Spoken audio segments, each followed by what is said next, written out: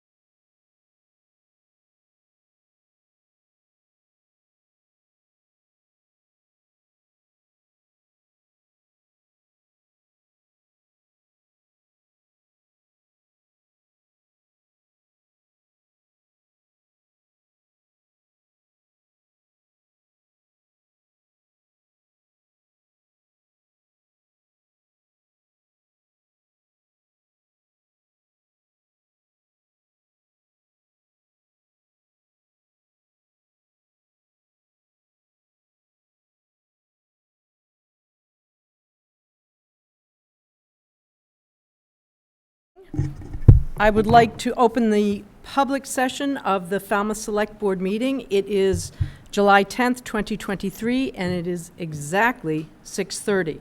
And I would ask that you join me for the Pledge of Allegiance. I pledge allegiance to the flag of the United States of America and to the republic for which it stands, one nation, under God, indivisible, with liberty and justice for all. Thank you. I would ask also that everyone please silence your cell phones and notify the chair if you are audio or video recording this open session meeting. Okay, we're going to start with recognitions. And I would actually like to start, if no one objects. I know the police and fire departments had a very, very busy July 4th weekend. And in the course of that, I received an email from a mom of 3 young ladies who was visiting from Virginia, and she sent me this email, and I thought it was important enough to read. I just wanted to let you know what a wonderful experience we had with a police officer on the Falmouth Heights Beach on July 2nd. My 3 daughters were doing a lemonade stand, and there was a policeman who was there on patrol around 2 p.m. He continued to walk back and forth, monitoring the beach.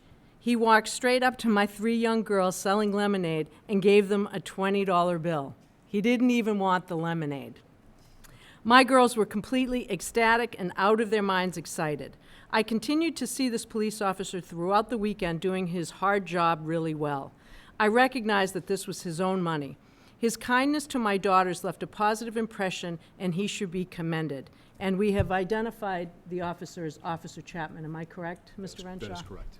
So I just thought that was something really nice to receive. We don't always receive that type of recognition, so I did share it with the chief, and I did share it with our town manager, and congratulations to Officer Chapman for being so nice to those young girls. Any other recognitions? Mr. Brown? I don't know the young man, but I want to recognize the passing of Joshua Tipton, who is a Army service veteran, and I'm a school classmate of his father's, so I don't know what happened, but I'm sorry to hear of his passing. Condolences to the Tipton family and the Braga family. Thank you, Mr. Brown. Any other recognitions? We'll move on to announcements. Any announcements to share with the public?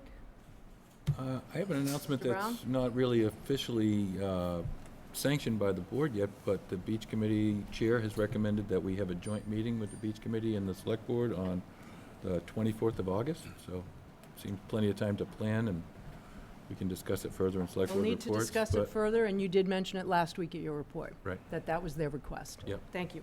Any other announcements? Nope. Okay. We will move on to public comment.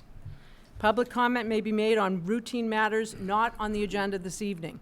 Your comments will be limited to 2 minutes. Please introduce yourself, and since the matter has not been included on the agenda, the Select Board will not participate in any discussion or debate of your topic.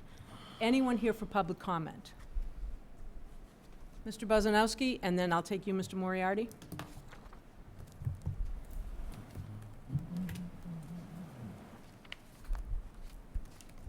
Good evening. Dave Buzanowski, President of the Falmouth Heights Mara Vista Neighborhood Association. I'd like to comment on an issue that we are all only too well aware, and that's the unacceptable behavior and chaos on the beach, particularly in Falmouth Heights over the 4th weekend. While Falmouth Heights was not the only neighborhood impacted, I do, however, feel that we had perhaps more than our share of issues. In the post-mortem, we had reports. In addition to the beach issue, we had cars broken into, we had public drunkenness, we had underage drinking, we had trespassing in backyards of homes on Grand Avenue and elsewhere, even on the decks of some of the houses. We had marauding groups of rude, young, disrespecting youths, disrespecting officers and residents for that matter. We had groups of bicycle riders going up and down the streets at 4 o'clock in the morning, screaming at each other. I was aware of one personally, and I'd subsequently been advised of 2 other incidents. These are completely unacceptable behaviors, as I think we all agree. We know one of the major issues, of course, facing our town as well as many others is the staffing shortages. Last year we had the Falmouth Road Race was pared back because of the inability to come up with additional policing staff to manage the crowds. The 4th parade was now canceled this year because also we had understaffing with the police force. We understand the understaffing. Although the fireworks were not canceled because of staffing, they were canceled for weather reasons, but the staffing issue contributed to some of the problems. I don't believe that the cancellation of these events is the answer, but staffing, preparation, and management could and should be improved. I think we all agree. In 2023, we have a new town manager, we have a new police chief, and I know the Select Board is well aware of the problems. As an organization, we at FHMNA would like to participate in finding solutions and to perhaps contribute some thoughts, ideas, and solutions. We'd welcome an opportunity to sit down with a committee, an appointed committee, to address this problem, and perhaps other neighborhood associations might also participate. I think that there are solutions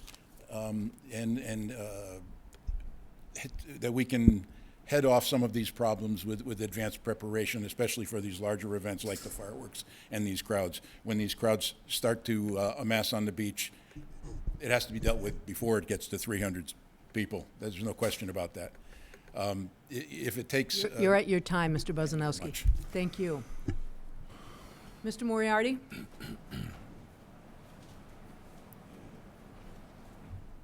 Hi, everyone. My name is Dave Moriarty, resident of Falmouth, Massachusetts. I just wanted to bring to the attention of the board and all the citizens of Falmouth that according to the Providence Journal, the East Bay News, Portsmouth, Rhode Island, the chief engineer is working on behalf of the state of Rhode Island, Coastal Resources Management Council, head engineer.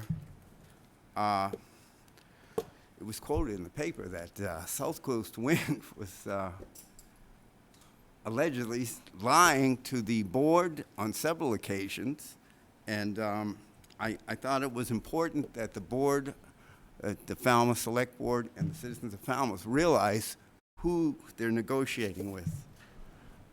It's in the Providence Journal, it's in the East Bay News, it's everywhere now that you know, these people are not honest brokers. I think we all know that by now.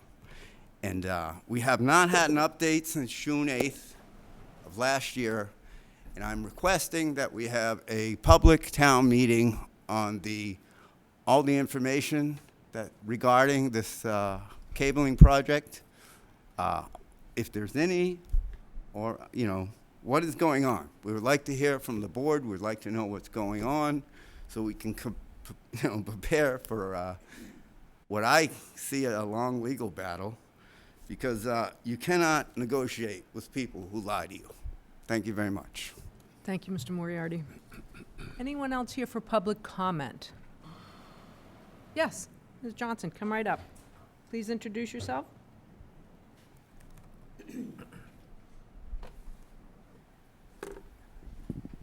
My name is Patricia Johnson. I live in North Falmouth. I don't know whether I should talk now.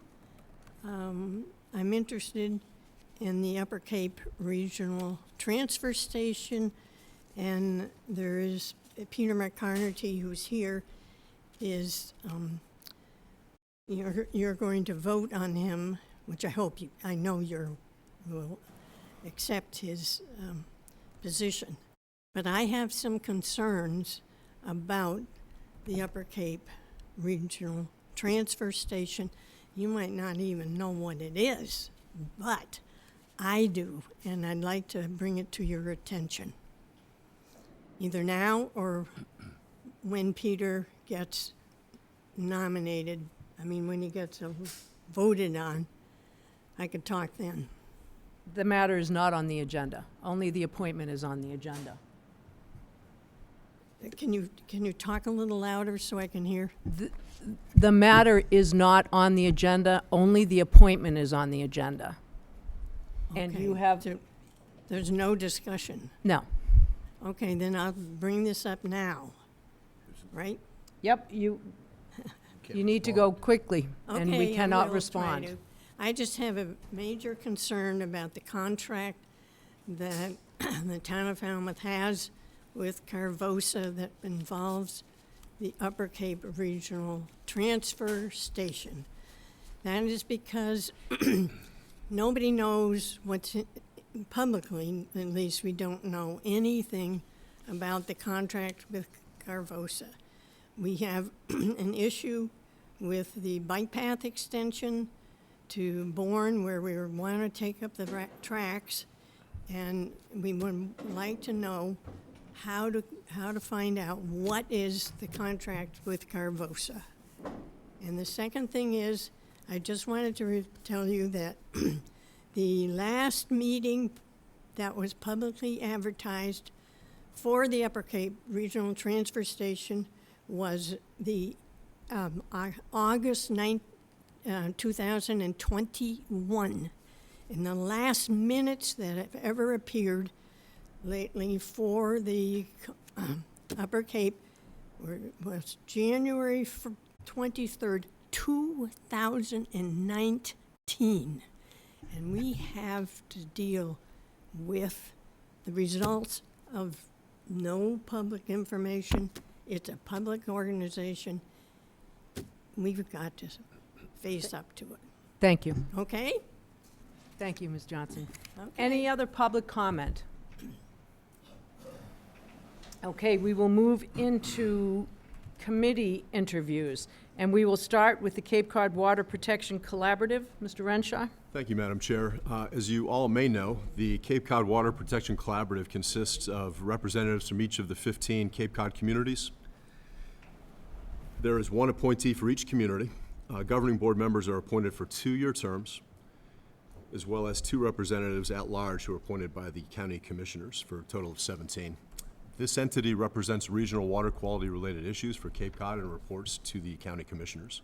And Madam Chair and Select Board members, this position, this appointment would fill the remainder of Mr. Ray Jack's term through June 30th, 2024. And Mr. Peter McConerty has thrown his hat into the ring, so to speak, and has submitted an application to be the representative. Peter? Thank you, Mr. Renshaw. Good evening, Peter McConerty, Director of Public Works. I think this would be a good opportunity for myself and for both myself and also the town of Falmouth. As we all know, there's a lot of initiatives in Falmouth going on right now with all the wastewater. I think we're ahead of the curve with the other towns across the Cape.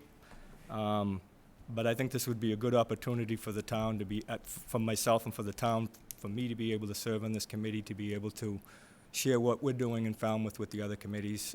There's a lot of involvement with the Mass DEP and with the 208 program that we're working with. I work very closely with wastewater superintendent Amy Lowell, and I have very frequent contacts with the Water Quality Management Committee, and I'm actually on one of their subcommittees for the outfall, the wastewater outfall that we're looking into. So I think this would be a good opportunity for both myself and the town to be able to fill this position.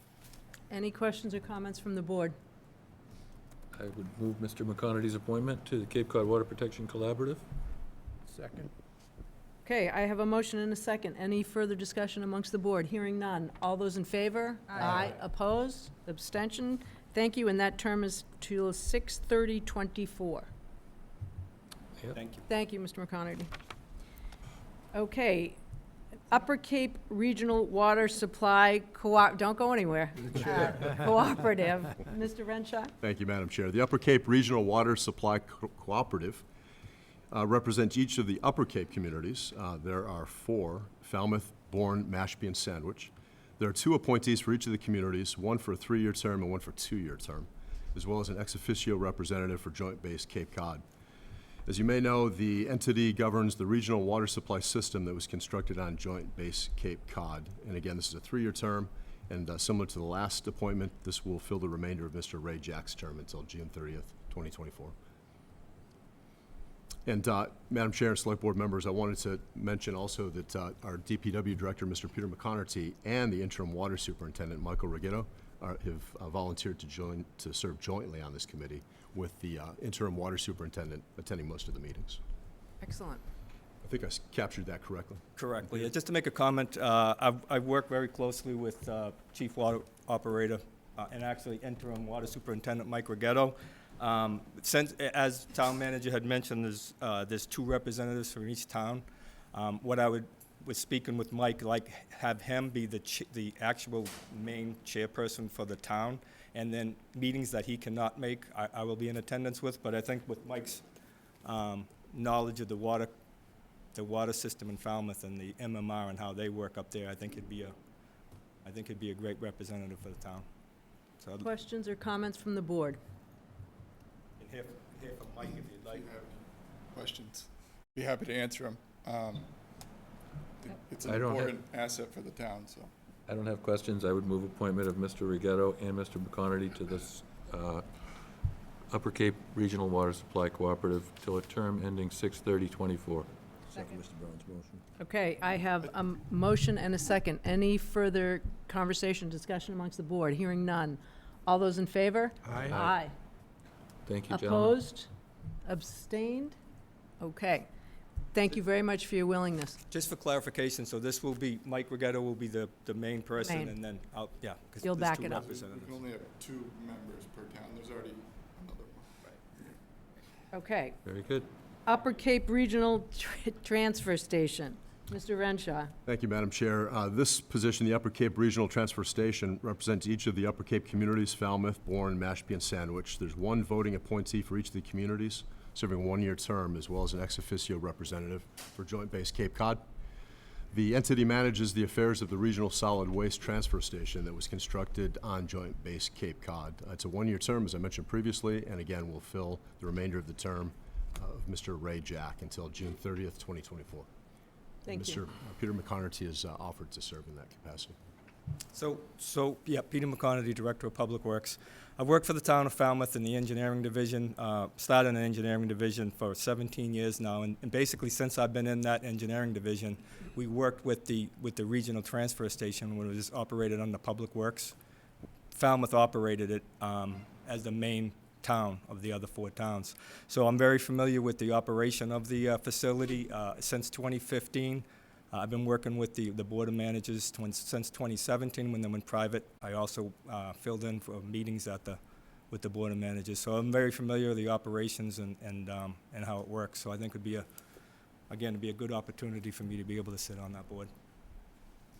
Questions or comments from the board? Madam Chair, I'd make the motion to appoint Mr. McConerty to the Upper Cape Regional Transfer Station for the term 6/30/2024, finishing Mr. Jack's term. I would second that. Okay, I have a motion and a second. Any further discussion amongst the board? Hearing none. All those in favor? Aye. Thank you again. Thank you. Thank you.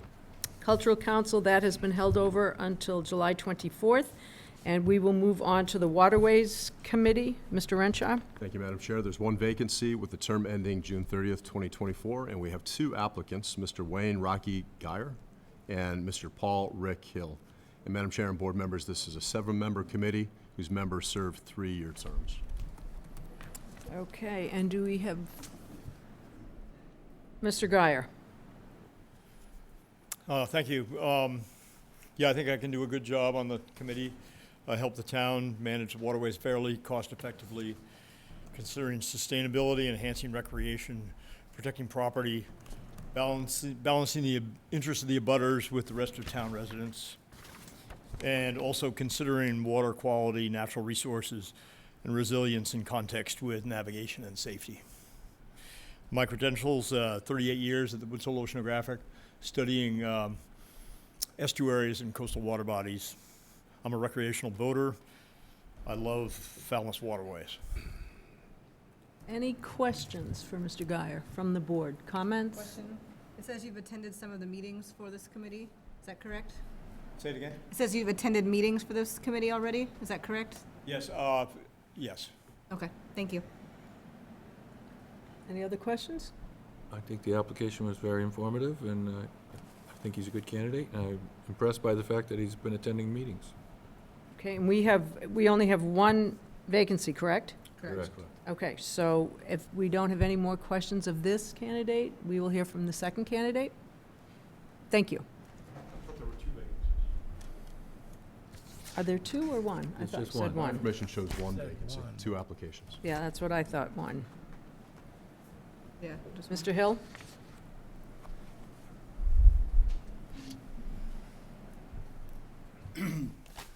Hello, everyone. My name is Rick Hill, and I'm an applicant for the Waterways Committee. I didn't have a prepared statement to make, but one of the strengths I've been aware of is I have a tendency to be good at getting a group to reach consensus. As Oakley Jones once said about the governors of Falmouth Yacht Club, if the room was on fire, you'd never get them to agree to leave the room. So I have had my experience working in that capacity. That's all I have to say. Questions for Mr. Hill? Again, it's a complete application, and I appreciate that. I feel like Mr. Guyer has the edge, having attended meetings on this one. Would be my only comment. Okay, do I have a motion? I would move Mr. Guyer to appointment to the Waterways Committee for a term, which I'm not sure, 6/30/26. 6/30/26. I'll second. Okay, I have a motion and a second. All those in favor of appointing Mr. Guyer? Aye. Aye. Unanimous. Thank you very much, both of you, for your willingness to serve, and congratulations, Mr. Guyer. Okay, we will move into the Barnstable County Human Rights Advisory Committee. Dr. Sandra Feynman Silva, Mr. Renshaw. Madam Chair, according to the Barnstable County Human Rights Advisory Commission, there are 2 liaisons that are appointed from all Barnstable County towns and Wampanoag tribes in the county. They must live in the town or be a member of the tribe they represent and assist the commission in collectively addressing human rights issues in the county that transcend town boundaries. Liaisons work to ensure that each county community has a voice for human rights at the county level. And Madam Chair, as you mentioned, Dr. Sandra Feynman Silva has been, was contacted by the commission, and she is here to present tonight. Thank you. Dr. Silva. Hi. Welcome. Hello. Hi, thanks. I'm Sandy Feynman Silva. I live on Davis Road in Falmouth, and I am an activist and passionate about human rights and social justice issues. This particular commission was founded in 2007, and it's really meant to bring all of the towns in the county together to address human rights issues, to educate the public and to attempt to build interactions among different ethnic, racial, and other constituencies so that they come together and solve problems collectively. So this is a position that would support the 9-member Human Rights Commission. One person from each town in the county is asked to serve as a representative of the town who would be available to members of the community to for people to air their issues or problems and to bring them to the commission and to help solve problems at the town level and at the county level. So I'm asking for your support. Any questions or comments for Dr. Feynman Silva? I don't have questions. I would comment that I think she's perfect for this role. I'm glad she's willing to accept the position. I'd be I would happy to agree. move her appointment. Okay, I have a motion to move the appointment. Second. I have a motion and a second. Any further discussion amongst the board? Hearing none. All those in favor? Aye. Aye. Opposed? Thank you very much. Thank you. Thanks, Sandy. Okay, we will move into our public hearing, and I would ask Mr. Zelinski to please read the notice. Notice hereby given under Chapter 140, Section 183A of the General Laws as amended by Chapter 299 of the Acts of 1926 and amendments thereof. that the Black Dog Tavern Company LLC, doing business as Black Dog Heights Cafe located at 465 Grand Ave, Falmouth, Mass., has applied for an entertainment license. A hearing on the above application will be held in the Select Board Meeting Room, Falmouth Town Hall, on Monday, July 10th, 2023 at 6:45. Comments may be sent to the Select Board at falmouthmass.gov per order of the Select Board. Thank you, That's Mr. all I have, Zelinski. Mr. Renshaw? Thank you, Madam Chair. The applicant seeks approval for an entertainment license for acoustic entertainment located on the premises outside and adjacent to a covered bar. The building commissioner has approved the floor plan for entertainment, and the application has been reviewed by the Falmouth Police and Falmouth Fire Rescue representatives, and no concerns have been raised. Thank you. And do we have a representative here for the applicant?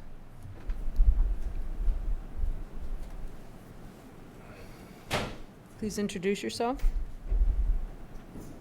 And I have slated this hearing for 15 minutes. Thank you. For the record, my name is Brian Beaton, counsel for the Black Dog. I was, I think, in front of this board a few months back on our liquor license renewal, and as was indicated here this evening with regards to an entertainment license request, by way of some background, the proposed hours are in the application as well. The obvious question with any type of entertainment license, which I'm sure some folks have, is noise. And again, the request is not one for a disc jockey or a large band or anything like that. This would be one individual guitar, the hours 4 to 7, which, just by way of context, is obviously a big time for dinner with families. It would not make a lot of sense for extremely loud music being played during that time when folks are trying to enjoy a meal. So again, we tried to come forward with something that we thought would be amenable and reasonable and provide sort of a nice, relaxing environment for the cafe. So with that, I'd be more than happy to answer any questions. Questions from the board? Mr. Brown? When you say acoustic on this site, do you think it's possible it would be really just acoustic without amplification because it's such a small venue? So, great question. We want to try acoustic.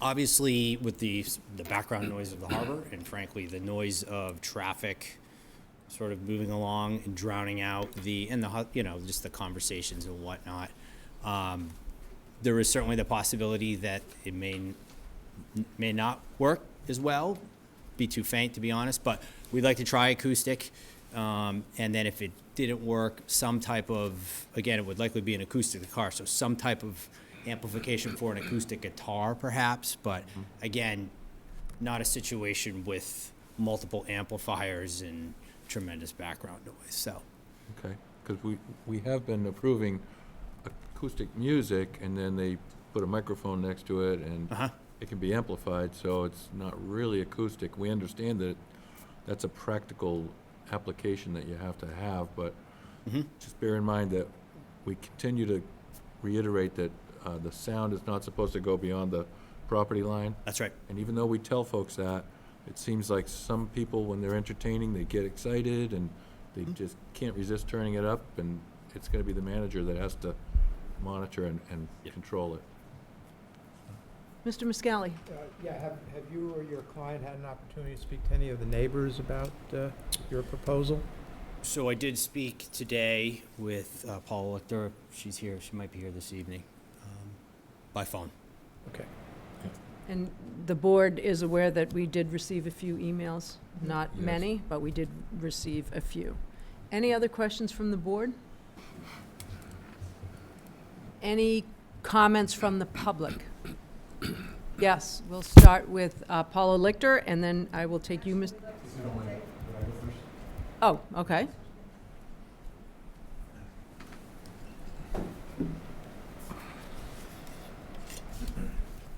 Thank you. Dave Buzanowski, President of the Falmouth Heights Mira Vista Neighborhood Association. In the Black Dog falls within our purview, I feel obligated to at least make a comment. I don't find their application to be unreasonable in any way. And as an organization, we are not opposed to entertainment. We're not opposed to music. We're not opposed to folks having a good time. The only issue, as Mr. Brown points out, has been with other similar institutions in our neighborhood, has been the matter of volume. The issue of acoustic versus amplified has been a question with every instance we've had. The applicants, in my personal opinion, or in our organization's opinion, the applicant must respect the neighbors' reasonable expectation of quiet enjoyment of their existence, their life there. And vice versa, the neighbors must also appreciate and respect the businesses or the establishment's right to make a living in a commercial operation. So there just has to be a happy medium between the two. And I think if we can control the volume, I think the neighbors will go along with it. And I think it's probably a good idea. Thank you very much. Thank you.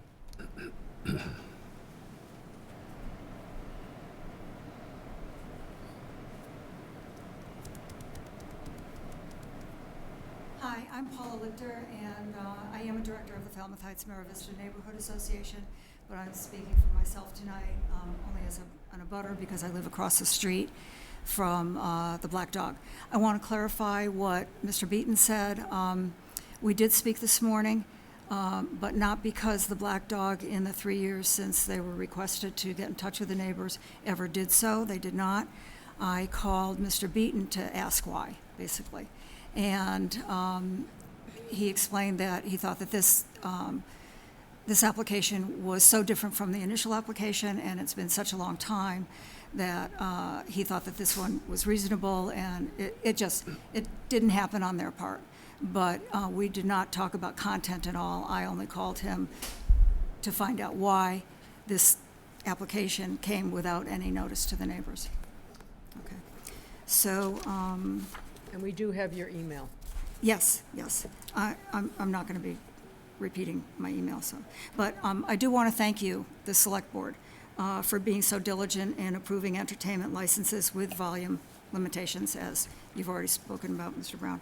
Most recently for the Yacht Club with volume limited to not go past the parking lot in front of the club, and with Shipwrecked where outdoor music will not extend beyond the property line.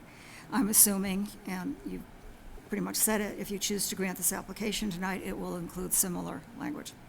However, I'm afraid that live music, even as described by the Black Dog representative tonight, will be impossible to control outside the perimeter of this property because it is much smaller than either the Yacht Club or Shipwrecked, which are both surrounded by neighbors on only two sides, whereas the Black Dog is in a congested area with homes on all four sides. In my email to you, I provided a link showing this map of 22 neighbors who live within 150 feet and 41 neighbors who live within 300 feet of the Black Dog. Does anybody want a hard copy? Okay. My first question is about a process for complaints, if there ever are any. Hopefully there won't be. Some of you may remember that in past years we were told to call the police. But when I finally did so, by the time the policeman arrived, it had started to rain, the musician packed up, so there was no report.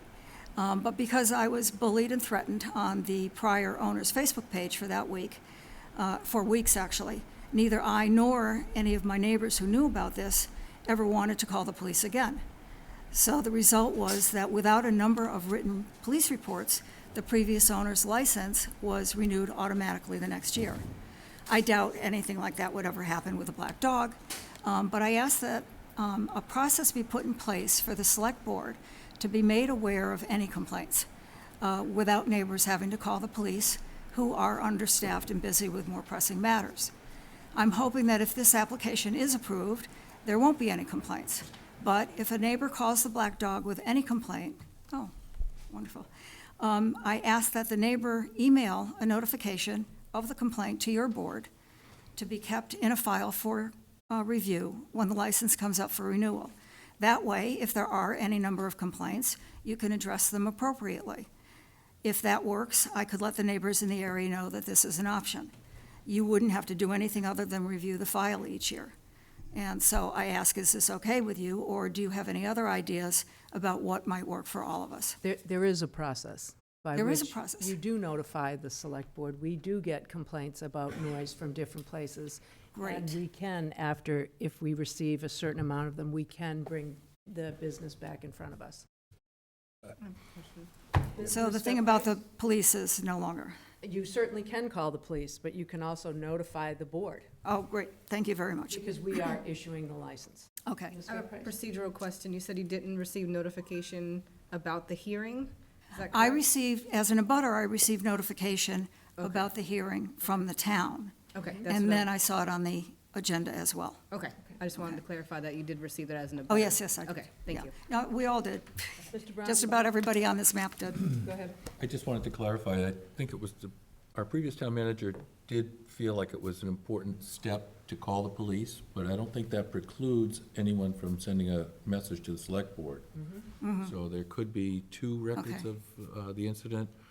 I hate to waste the police time if it's a minor thing, but certainly any emails that come to the select board are an official record of correspondence. Okay, very good to know. I think the issue with the police is something that, neighbors don't want to call the police. They really don't, not for something like this. I mean, it's not a break-in, it's not a 300 people having, okay. So And let this me is go the- on, because I have another. This board issues the license. So if Yes. there's an issue with the license, we need to be notified. Right, thank you. At the same time, if I could, Madam Chair. Yes. We have had situations in the past where it's been brought up, where residents say, I've been complaining about this, I want some action. And then it comes to time when we have to say, well, we have some emails to the board, do they contain actual evidence? Now, sometimes people send emails of videos. Oh, So maybe that could be actually considered evidence. Otherwise, we have to rely on an officer's testimony of what they heard. So yeah. there's, yeah. it's a tricky thing when it comes to enforcement, and the select board can't just arbitrarily say, we think you're too loud, but we don't really know. And That's it also depends on the number that we get. right. Yes, If you get one complaint. that's right. If you get one, Yeah, you go, okay. Yeah. Yeah. You start to pile up, and then we do pay attention to that. Anything else, Ms. Lichter? I do, but I want to add something additional, just a little bit more. Did you get an email this morning from the next-door neighbor who had a complaint about parking on Quinsigamon? She called the Black Dog, and they did not answer the telephone. So she was not able to make a complaint. It didn't get into your packet. It would have come this morning. I don't recall seeing an email. Okay, so on her behalf, I'm just mentioning Okay. that this happened. Okay, so I have a related volume control question. There are two existing outdoor amplified speakers on the Grand Ave patio, which have been used in the past to play recorded music and sometimes very loudly, although not this year so far. A few years ago, when I called to ask that the volume be turned down, the person who answered the phone told me they had an entertainment license. I later confirmed with your office that no such license had been granted. So I'd like to clarify the use of these outdoor speakers. Has the Black Dog been approved for amplified recorded music, so it's radio, on outdoor speakers, or is there some town ruling that allows these type of speakers without a license? And if they're not licensed, can you please require that they be removed?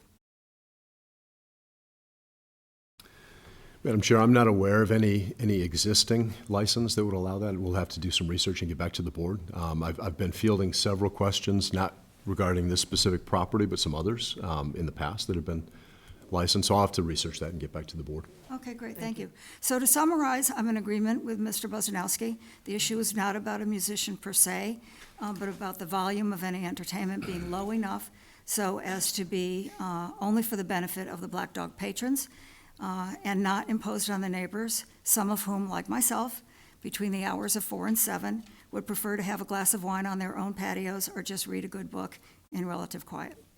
Thank you. Thank you. Any other questions? Any other public comment regarding the application for this license? Okay, I'll entertain a motion to close the hearing. So moved. Before we do, I would be interested if either the town manager or assistant town manager has any kind of guidance on the record keeping. Are we on the right track to? So we are. So, Madam Chair, if I may. So I think the comment made earlier about the video of the, to some supportive evidence of the violation would be helpful. I did have a conversation with town council And again, this is regarding another property, but there was some specific video evidence that was submitted.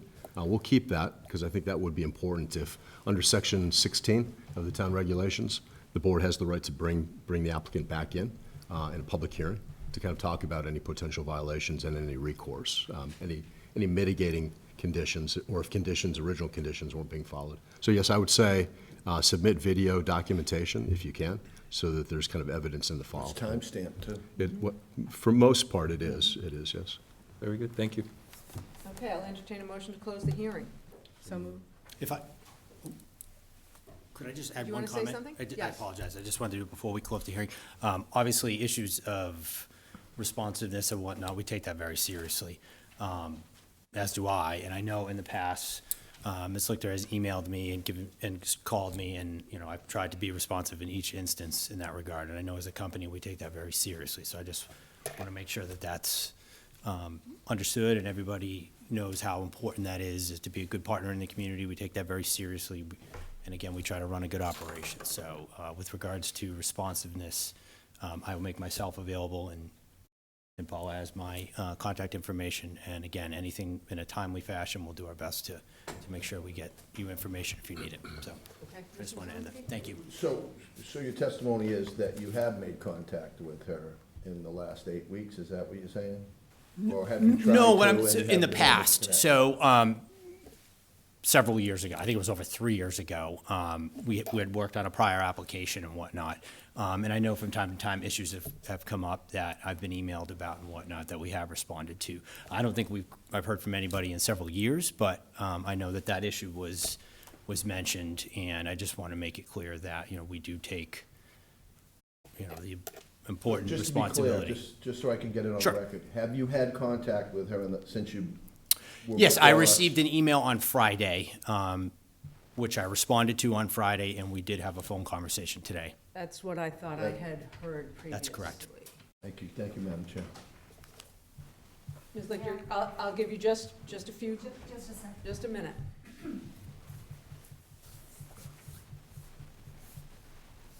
All of my prior conversations with Mr. Beaton were regarding complaints in 2020 and 2021.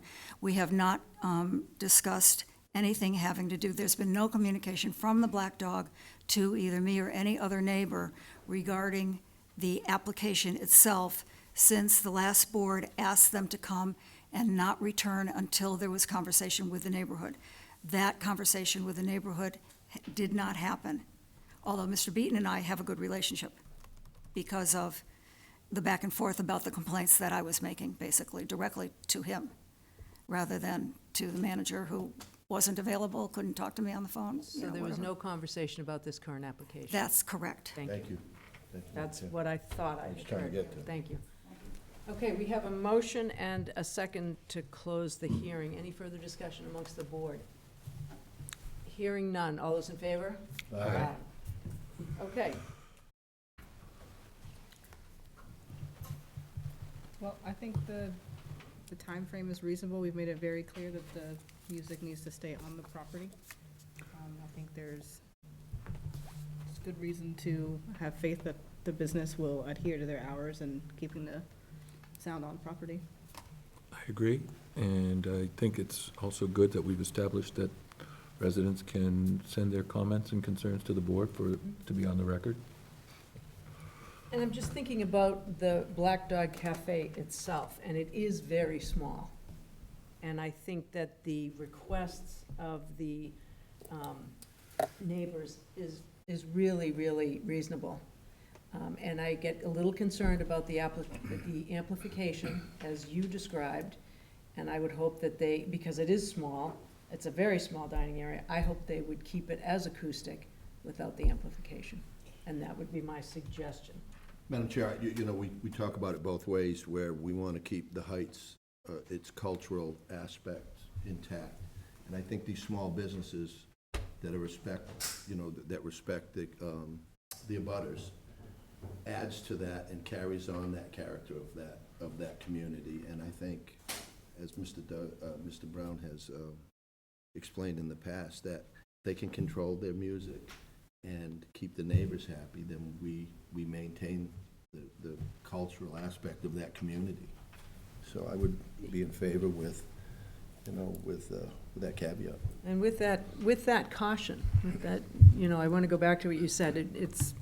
It's a cautionary piece that acoustic is acoustic. Right. And I'm all for that. And I didn't hear that the neighbors or the association were against it.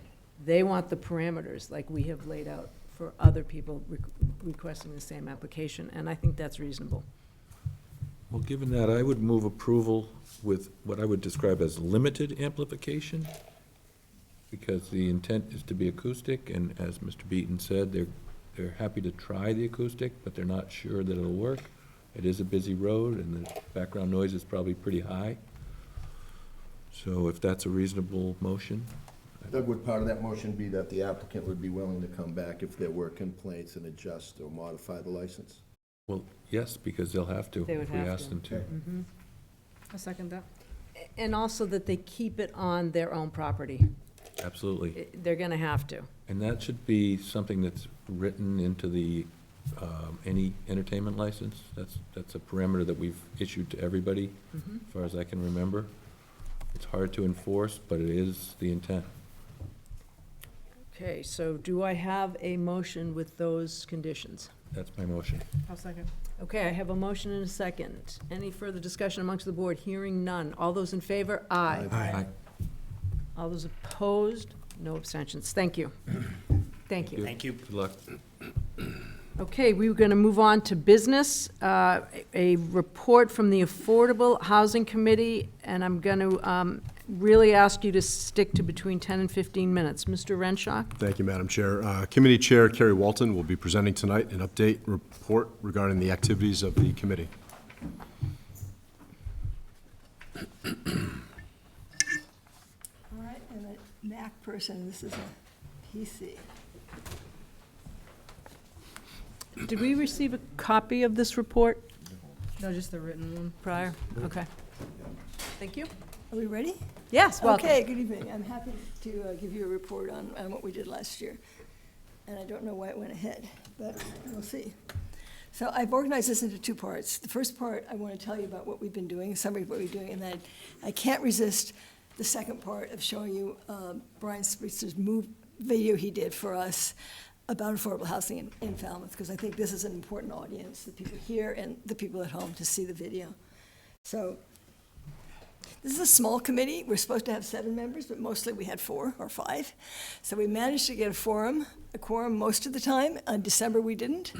But so now we have 7 people because Sam Patterson joined us. And so going forward, we should have 7 people to work on the problem rather than 3 or 4. So what do we do here? How do we know what to do in this committee? We get this from the Housing Production Plan. The Housing Production Plan has a list of strategies and the committee's listed there. And they list 5 things that the committee's supposed to do. And I'm going to talk about those. And then how do you know whether you've done it or not? How do you measure your progress? Well, the Commonwealth sets this subsidized housing inventory minimum that we all know about, that's 10%. And for Falmouth, the latest information that we have, it's almost 1,500. Kim Fish, who's the most amazing person, has added 117 units in the last 10 months to this. So now we only need about 300 and we'll reach our 10%. So that's Sandwich Road, essentially. The rentals on Sandwich Road, they're going to be 300 towards our SHI, even though only 75 are affordable. So we're getting there. So I'm going to have to speak as fast as it's going. So these are the things that we're supposed to do. Support the Falmouth Affordable Housing Fund, promote partnerships with developers, explore regional partnerships, and conduct community outreach and education. So this is what's listed in the Housing Production Plan that we're supposed to do. The 5th thing is something that we really haven't done much of, and that is make suitable public property available for affordable housing. And there's a little bit of talk about that, but we really haven't worked on it. One thing we do is we monitor all the affordable housing projects in town. And right now we have 14 on our list of things that we're watching how they're going along. So the first one, to provide help to the Falmouth Affordable Housing Fund. We worked 2 years ago to provide non-CPC funds to the fund because they aren't as restricted as the CPC funds. All we can really do about CPC is sort of lobby the CPC and say, please give us more money. But other than that, we can think of, okay, how can we get more money into this fund for affordable housing? So this last year, we formed a subcommittee that's a real estate transfer fee. And we think that's might be a good way to get some more money for affordable housing. And they're not quite ready to come to you yet. They're in another phase, and I'm hoping very soon that they will. We participate in the meetings of the Formal Housing Fund. So we look at the plans, we look at what's happening, and have some opinions. And I put partnerships with development on the same slide because really the way we do it is through the Affordable Housing Fund. That's how we work with developers mostly. The second thing is to explore regional partnerships, and we've done quite a bit with that this last year. We work with the Falmouth Chamber of Commerce. It's sort of regional, it's across the street. And he's on our summit committee, and Michael Kasparian has been very, very helpful and has worked a lot with the committee. And we've also worked with the Housing Assistance Corporation of Cape Cod. And they formed a group that meets once a month here to talk about affordable housing in Falmouth and how can they help. And we've attended regional meetings, and we've encouraged the people from other parts of the Cape, because everyone has the same problem in housing, really. It's all exactly the same, so we've been trying to help each other. And the fourth thing that we've done is this community outreach. So one of our members wrote a very nice article for the newspaper, and he made this graphic where he shows accessory dwelling units. And so what kind can you have? You can have them next to your house, attached to your house, more like a garage. You can have it under your house, you can have it above your garage, or you can turn your garage. So he wrote a very nice article. And then last month, we worked with HAC of Cape Cod to have a small meeting in the morning. And people spoke there. So who spoke? Falmouth Hospital CEO spoke, the head of MBL spoke, the fire chief came and spoke. So it was very interesting. So people all shared their ideas about how the lack of housing is affecting these different parts of our town. And then finally, the committee wrote a grant to the housing fund, and we got non-CPC money to support Brian's, to make a movie about affordable housing in Falmouth. And so that took a long time, but we got it done. And so I wanted to show you the movie. Is there sound somehow? Is there a way to get sound? Retirement community with the people who are living here struggling for basic services. 48% of our workforce travels from over the bridge. The first thing I think of is the exodus of Falmouth youth. As soon as they graduate from school and they're out from under their parents' wing, they just can't afford to stay here. So we're at the point now where we're talking crisis. Falmouth has a rapidly mounting housing crisis. If not addressed, the middle-class workforce we rely on will disappear, forced to live far from the local community and their work. Both my husband and I work for the school system, and we should be able to find a place to stay. October of 2021, we had to move. And, you know, we basically couldn't find any place to live.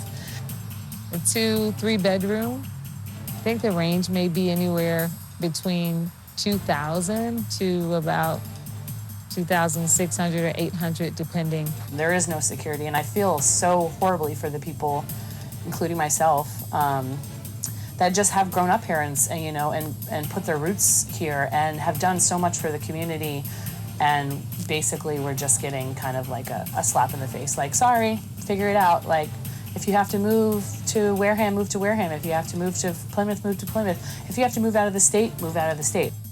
Dylan Fernandez has a valuable perspective because he represents Falmouth, Martha's Vineyard, and Nantucket. What we see on Nantucket is what the Cape will be very soon if people don't step up, and that is, you know, the median listing price right now on Nantucket is $6 million. Actually, the schools on Nantucket are majority minority now. Those are the children of the families that are doing a lot of the work out there and keeping the island running. And then you have a hospital system on Nantucket that has had to buy a lot of its own housing because its hospital workers can't afford housing. You have just dozens of open municipal positions at the town of Nantucket because no one, like the salary is pretty generous, but no one can afford to live there. Communities will always have housing needs for those living under the poverty line, but Falmouth's challenge is far deeper. Our housing crisis also displaces middle-income earners and professionals. We've transitioned from worrying about the 60 to 80% income level range to now where we realize it's more like the 120% income range. And if we go there, Falmouth has to fund those affordable housing initiatives on our own because the state won't do it. So the whole thing is shifting. And as our younger workforce population exits, our demographic shifts. And now the average median income changes again. So now it's even more unattainable. So we're at a tipping point where the whole affordable housing structure is starting to fail to be applicable here in Falmouth. You know, some of the statistics that are frightening that I would tell people is for any community to house everybody, or the majority of the people that work in that town, from the person that serves you coffee in the morning to the surgeon that's doing your hip replacement at the hospital, 30% of all residential property needs to be rental. Whether it's apartments, whether it's houses for sale, whether it's multifamilies where part of the house is for sale, where people don't own but have the ability to rent at reasonable rates, needs to be available. That is, we know that's the statistic. In Falmouth, that hovers around 6%. Short-term rentals has been really, really tough. You know, I'm always hesitant to speak poorly of them because people are allowed to make money. But the fact of the matter is, when you take away from our year-round rentals to make short-term rentals, it's going to impact our community big time. I mean, if you get a job here and is this where you want to stay? You don't want to purchase a home and see if this is where you want to live. Do you want to stay in that job? But there's no place to rent, and that's why 48% of people that work on the Cape are coming from over the bridge, because there just isn't any rentals.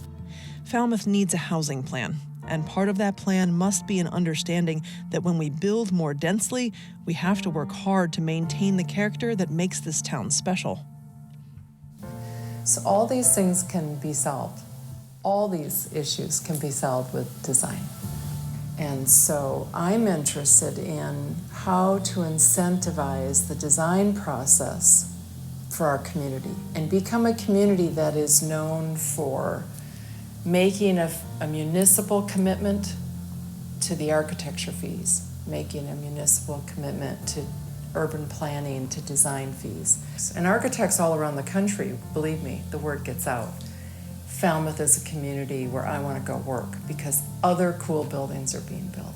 I just think there's a really simple opportunity here to draw talent to the community and let talent show us what the built environment can look like. Often when I talk to people on various boards about, hey, that project, just really doesn't look that good in our community. I hear the comments that, well, we can't dictate design. I don't believe that. And I think we have to be more stringent on demanding good design and having good examples. You can have density and you can have good design. You can have housing and density without compromising the look or the character or the feel of Cape Cod. Density is just fine when it's handled well. I mean, people go to Paris and Florence and great little villages all over the world, and they go back there because they're dense and they're fabulous and you walk through them, but they're beautiful. One thing that's missing from our community is a future plan, not just in words, but in vision too. We need a vision plan for our community. And a good example is having a good, handbook with good illustrations that say, this is what we like. So when a developer who comes to town and wants to do something here, they've got something they can look at and say, okay, I can see this community wants high quality work. In my opinion, if we don't do something now to prepare for what's already on its way, we're going to be in trouble in just a few years. I don't think it's 5 or 10. I think it's on our doorstep, and we need to take action to get a grip on this. What I say to people is prepare for change, because change is inevitable. We just need to plan what the change is going to be and get it figured out before it happens unexpectedly.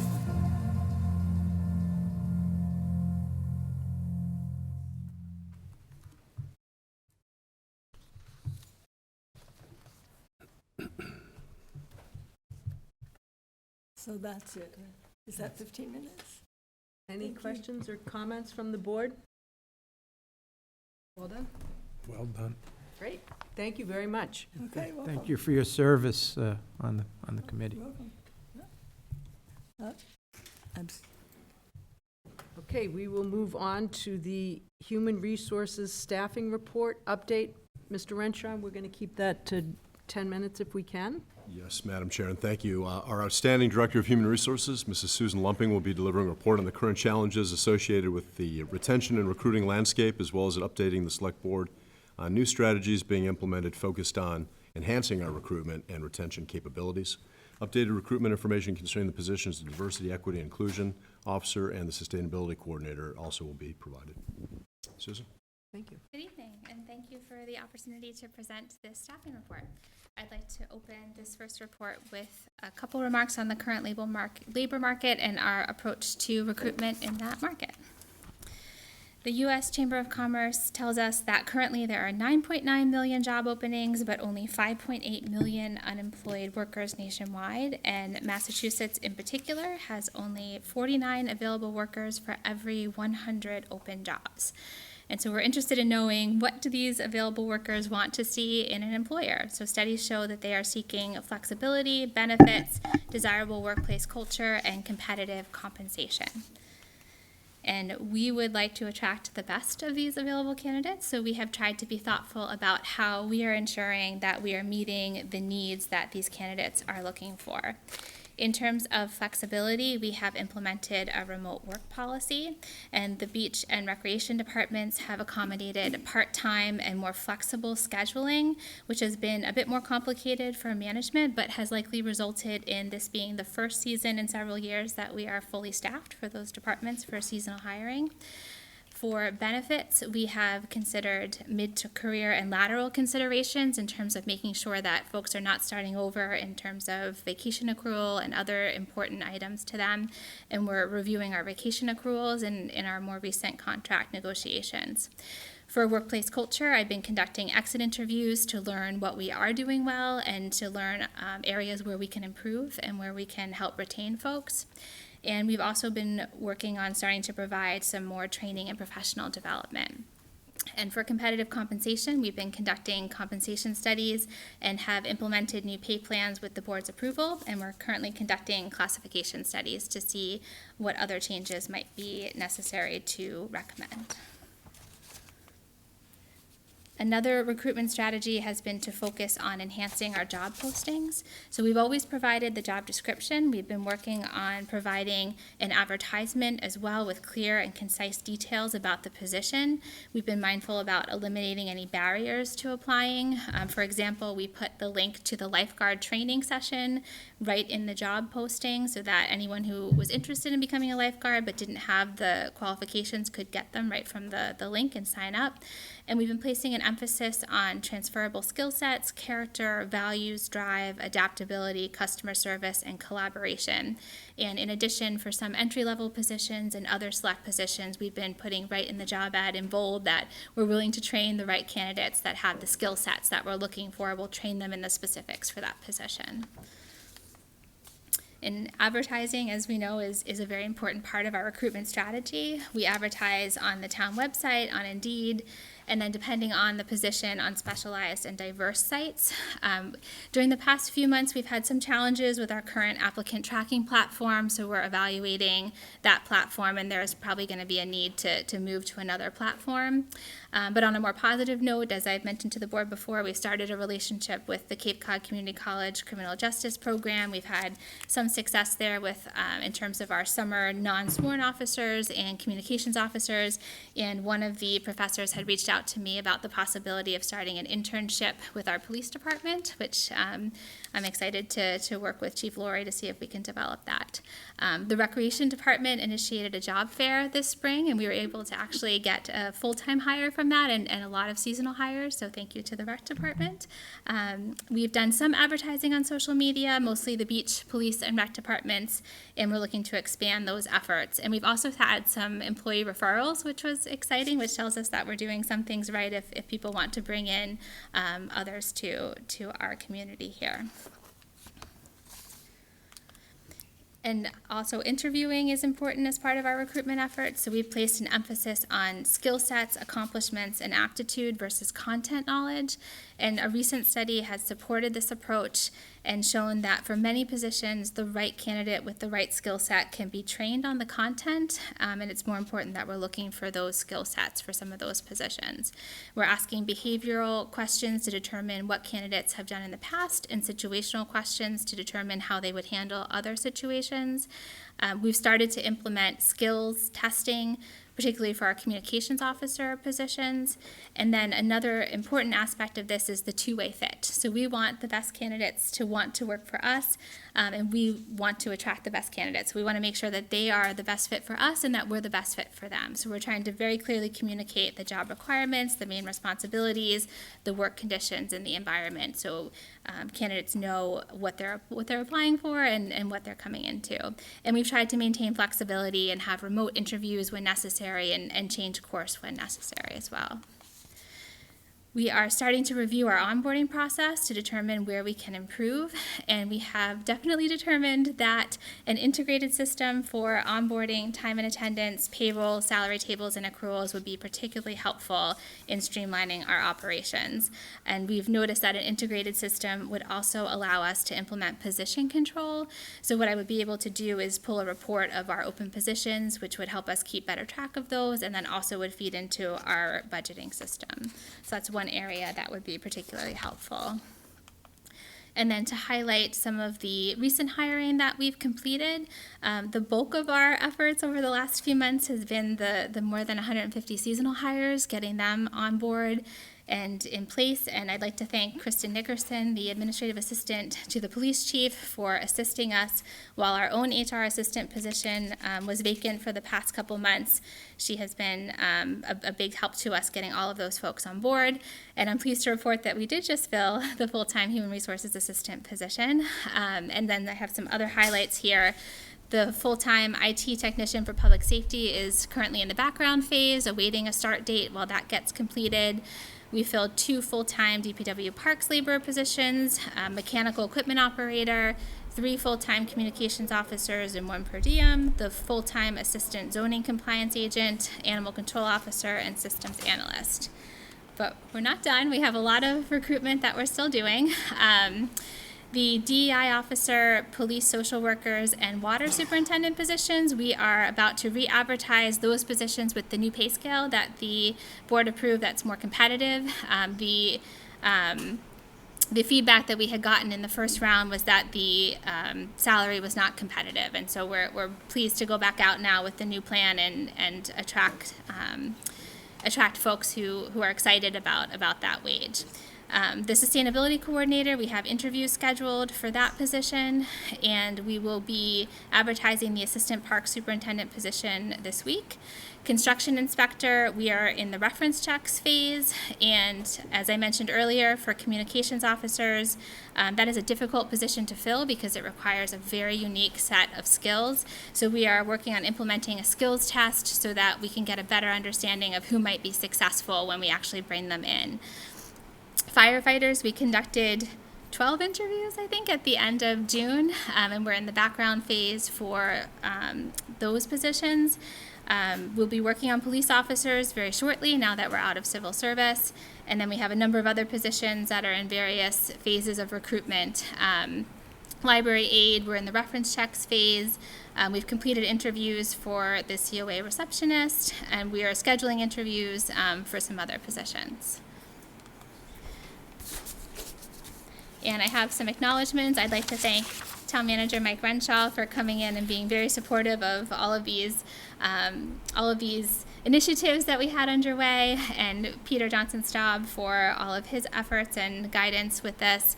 Kathy Belair in my office has been a tremendous support while we've been short-staffed for about 2 months. She's put in a tremendous effort.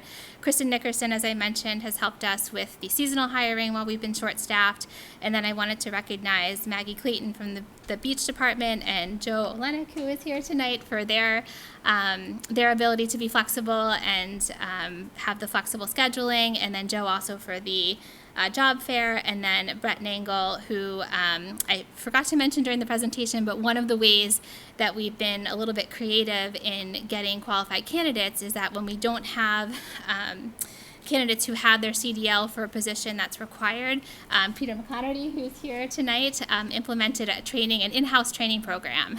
So we've been able to take folks in who have the aptitude to get the license but don't have the license, and Peter has set up the training, and then Brett Nangle, our mechanical equipment operator too, has taken those folks through the training to get them the license, and it's an extensive process. So that's a really great thing that Peter and his department have done to get us qualified folks for those positions. So a lot of people to thank. It's a great team here in Falmouth. So.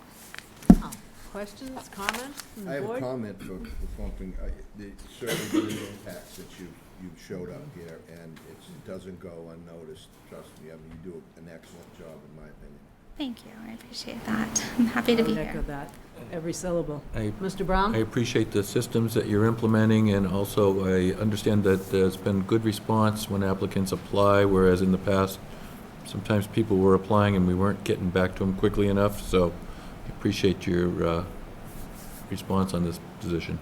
And a lot of information is in your report, and I really appreciate that. We like the updates. Mr. Muscali, did you No. want to make a comment? No comments. Very well Other done. than a great job. Thank you. Excellent. Thank you. Thank you for your time. Thank you very much. Very encouraging. Okay, we will go to business number 3, vote to authorize year-end budget transfers under Mass General Law, C-44, Section 33B. Mr. Renshaw. Thank you, Madam Chair. Director of Finance, Mr. Ed Centeo, is going to be presenting tonight his recommendation concerning a fiscal year 2023 year-end budget transfer. These required year-end appropriation transfers total $240,415 versus a total budget of $168,072,436.25, or about 0.14% of the budget. Madam Chair and members of the Select Board, I am recommending that the Board approve and authorize the Chair to sign these year-end appropriation transfers. Mr. Centeo? Thank you, Mr. Renshaw. This is a fiscal year-end housekeeping process that this board may not have participated in each and every year, but has in the past. Previous years, the finance reserve fund had been used, but that's for unexpected and extraordinary measures, and there could be some arguments as to whether in the past and currently these would be extraordinary or unforeseen. So we want to use this mechanism going forward and, set up the process for a successor or one of my successors to, be able to have this mechanism to cure these issues that may arise at the end of a fiscal year. And obviously, this is written into Mass General Law. This is used commonly for town meeting municipalities as opposed to town council, where you could just, basically have an update to your budget every time you meet in a town council form of government. So if you have any questions, please let me know. Otherwise, would like your approval on these so that we can tie out fiscal year 2023's budget. Questions from the board? Madam Chair, I don't have a question. I had taken issue with the fact that I didn't see it on the agenda. When we met this weekend, on Wednesday, and I'm satisfied with the explanation now. I had a very nice conversation with Mr. Renshaw this afternoon, who explained it to me. But situations like this, I'd like to have a little more advance notice on, to be able to speak to our constituency. And I know you own the agenda. I do own the agenda, and I would just say that, as you know, things come up sometimes, and I decided to put it on the agenda because I think the board needed to take a vote, and there was a time issue. So I had to put it on this agenda. Your comments about needing more time to sort of digest are well noted. Appreciate it. Thank you, Mike, for calling today. I will say there's a lot of good, relevant information provided, and especially I appreciate the process that you've outlined and the history of the process, so thank you for that. And as Chair said, it's time sensitive. We really don't have much choice if we want to do this by the 14th, right? Is that Madam 15th, Chair, okay. I move to have the select board chair sign to authorize the individual year-end appropriation transfers. Okay, Second. I have a motion and a second from Mr. Muscally. Okay, I have a motion and a second. Any further discussion amongst the board? Hearing none. All those in favor? Aye. Aye. Opposed? Thank you. Thank you. Okay, we will move on to vote to approve request from Lauren Weiss and Nicole Bernadetti, managers of Cobalt Partners LLC. Mr. Renshaw. Thank you, Madam Chair. Per the attached letter submitted by the law offices of Amant Clower on behalf of the applicants, in addition to the requested landscaping improvements, I want to make it known to the board that the applicants are also desiring to add, as I understand, a post and rail fence within the road layout. And Madam Chair and Select Board members, I want to advise that the town engineer, he and I had a conversation. Town engineer's office is not recommending adding any additional improvements in the right-of-way at this location. Very narrow roadway, and also some line-of-sight concerns that the town engineer has. Can we clarify, does that mean that the town engineer does not recommend adding the posted rail or adding anything beyond that? The post and rail specifically was the point of the conversation. Thank you. Okay, Mr. Attorney Clower, you are here for the applicant, I am, correct. and I'm leaving 5 minutes for this. Go ahead. All right, thank you. Kevin Clower with Ahmed Clower Law Firm, here tonight representing Lauren Weiss and Nicole Bernardetti, as they are the managers of Cobalt Partners LLC, the owners of 23 Spencer Baird Road. I'm here tonight with Dan Celine from Horiuchi and Celine Landscape Architects. We are requesting permission to apply to Conservation Commission for landscaping within the road layout abutting 23 Spencer Baird Road. In addition, they're looking to replace an existing post and rail fence. I understand, as Mr. Renshaw noted, that the engineering department recommended against any new structures, but I think there might be an misunderstanding as to the requested work. I took a moment to print off sort of the existing conditions. This is the aerial of the property. You can see the property line here shown in yellow is this curved line. And then there is an existing post and rail fence that extends and has for quite some time based on sort of the age and appearance of it. My clients purchased this property just back 2 years ago and are in the process of redeveloping it. So this is what it looks like today. The property line, if you can imagine, is sort of right here. It's about 8 feet off the existing house. The applicants are actually moving the house back pretty substantially. And what they'd like to do is to take this line here shows where the existing post and rail fence is. They'd like to plant that, remove the existing post and rail fence, and to install a smaller fence much closer to the property line as shown here. This particular spot's at a merger of Spencer Baird Road and Gosnold Street. Again, what we're asking for is permission to apply to Conservation. If Conservation were to approve it, we would have to come back to this board to seek a license. So there's an existing structure that we're actually looking to make significantly smaller within the road layout, which is this portion going towards the exact merger point of Gosnold Road and Spencer Baird Road. But that fence, post and rail fence that here currently exists, what we're proposed is a much smaller one shown here.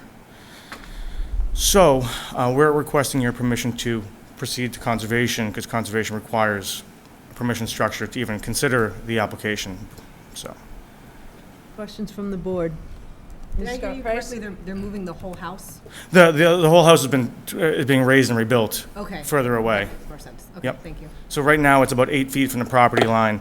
The proposed house will actually be 39 feet. Okay, thank you. And how big is? Mr. Muscally? Oh, I'm sorry. Go ahead. And how big is the proposed residence? I Square footage? don't know. It's less than what was there before? I heard probably you about say. the same, if not more. It's being done. It's done without the benefit of a special permit. It's completely conforming to lot coverage and setback requirements. Mr. Zelinski? The existing fence that's there now, that if it's not approved, is that an existing non-conforming aspect of this plan? It certainly is. I mean, there's no such thing as adverse possession on town property, so we can't claim that, and nor would they be seeking to. But that fence has existed for, based on the appearance of it, well over 30 years. Will they maintain that Mm-hmm. for 30? Well, they've only owned it for about 2, but it's been maintained by the property owners here. Thank you. Thank you, Madam Chair. Mr. Brown?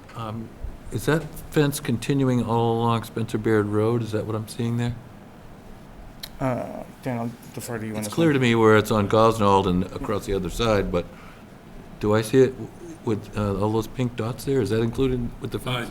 I'm Dan Soline, Horichi Soline Landscape Architects. I'm the designer here.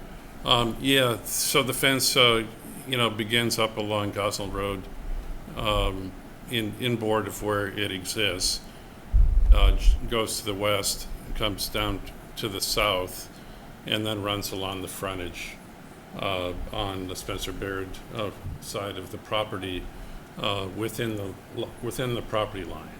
So it's really only that north-south leg that is in question, and the return, I guess, that up at the top. I would like to, if I could, respond to the comments by, I believe, our new town manager. Congratulations. What he conveyed as the comments of our town engineers. That he referred to the narrowness of the road being a consideration, and also the line of sight.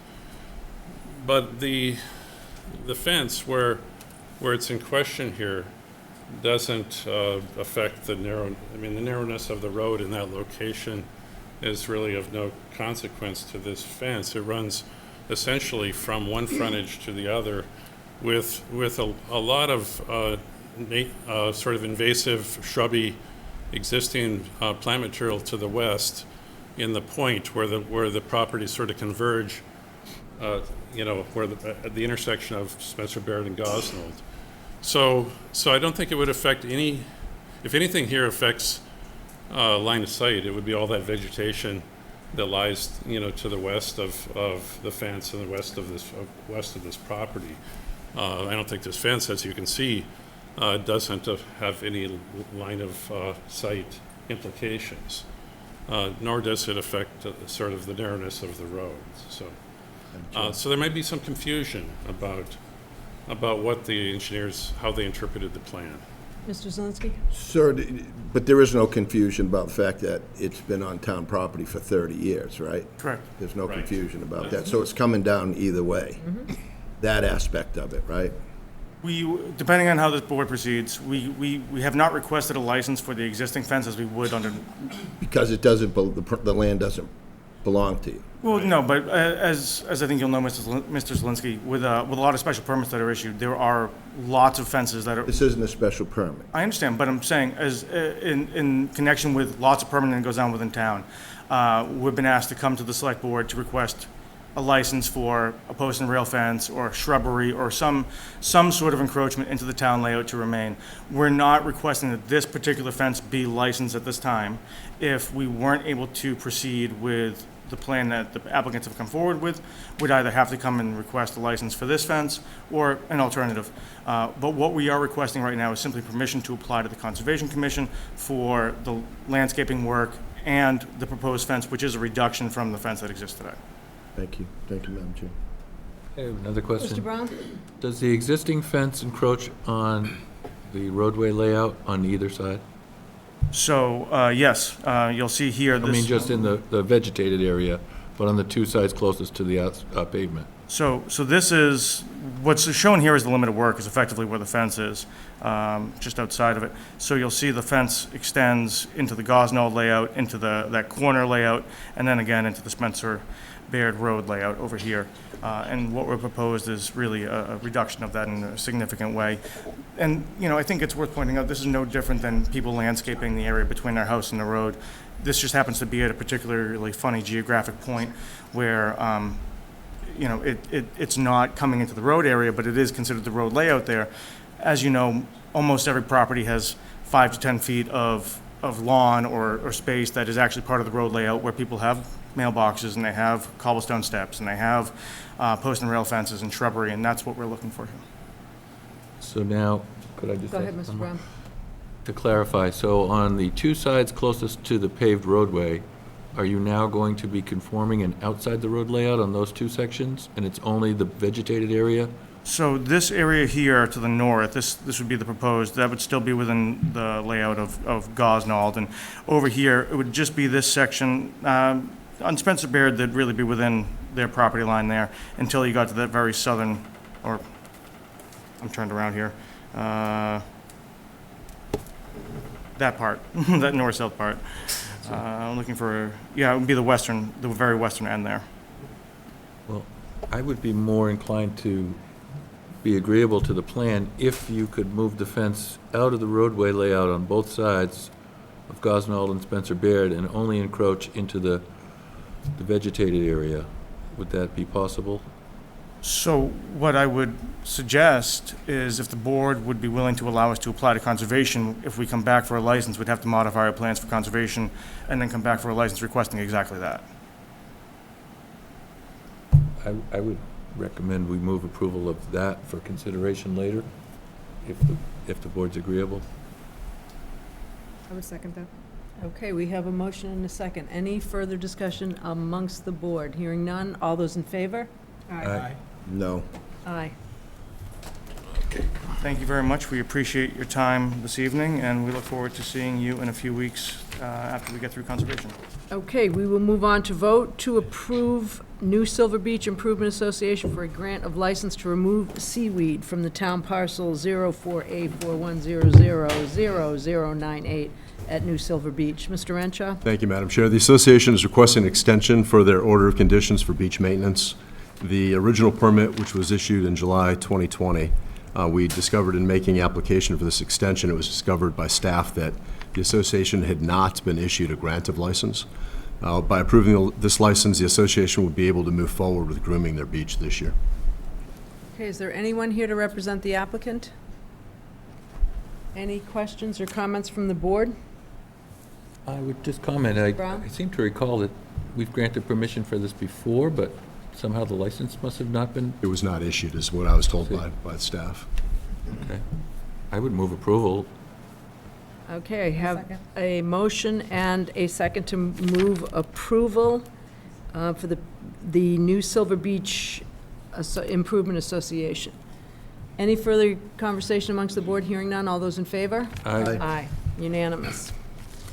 Okay, we will move on to application for change of manager and a change of DBA of the wine and malt beverage package store license. Mr. Renshaw? Thank you, Madam Chair. The proposed manager, Mr. Richard Cleary, completed the town background investigation on May 18th of this year. The application was reviewed by both the Falmouth Police Departments and the Falmouth Fire Rescue Department, and no objections were raised.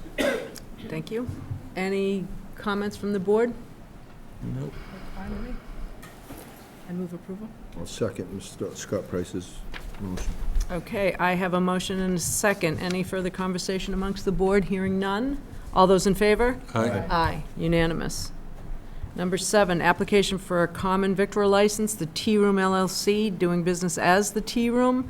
Mr. Renshaw? Thank you. The Tea Room did not apply for the renewal of its seasonal common victualler license during the license renewal period. Therefore, they were required to submit a new application for a seasonal common victualler license. Questions from the board? It's the same tea room that was on Main Street before? No. No, different tea This room. is a different. Okay. Are you representing the applicant, sir? Yes. Okay. Any questions? I would just ask, is this operation the same as last year? It is. My name is Michael Pacella. My family runs the tea room. I apologize. It was a clerical error on our part. We were actually waiting patiently for it to come back, and we had sent to the Board of Health our paperwork, but I learned a long time ago to take the blame rather than blame my wife. But Smart man. apparently, I made a faux pas. Nothing changed realistically since the 80s, and my father-in-law ran the place, and he actually did the paperwork, and I kind of wished he did it this year. So, And now you're blaming it on your wife. well, it was me. Making that very clear. Almost had him. Any questions, comments from the board? I would move approval. Second. Yeah. Okay, I have a motion and a second. Any further conversation amongst the board? Hearing none. All those in favor? Aye. Unanimous. Thank you. Thank you. Oh, sorry. Oh, I did not see you. I'm sorry. Come up. I'm in the butter and a neighbor for many years, and I've lived in Silver Beach for a long time.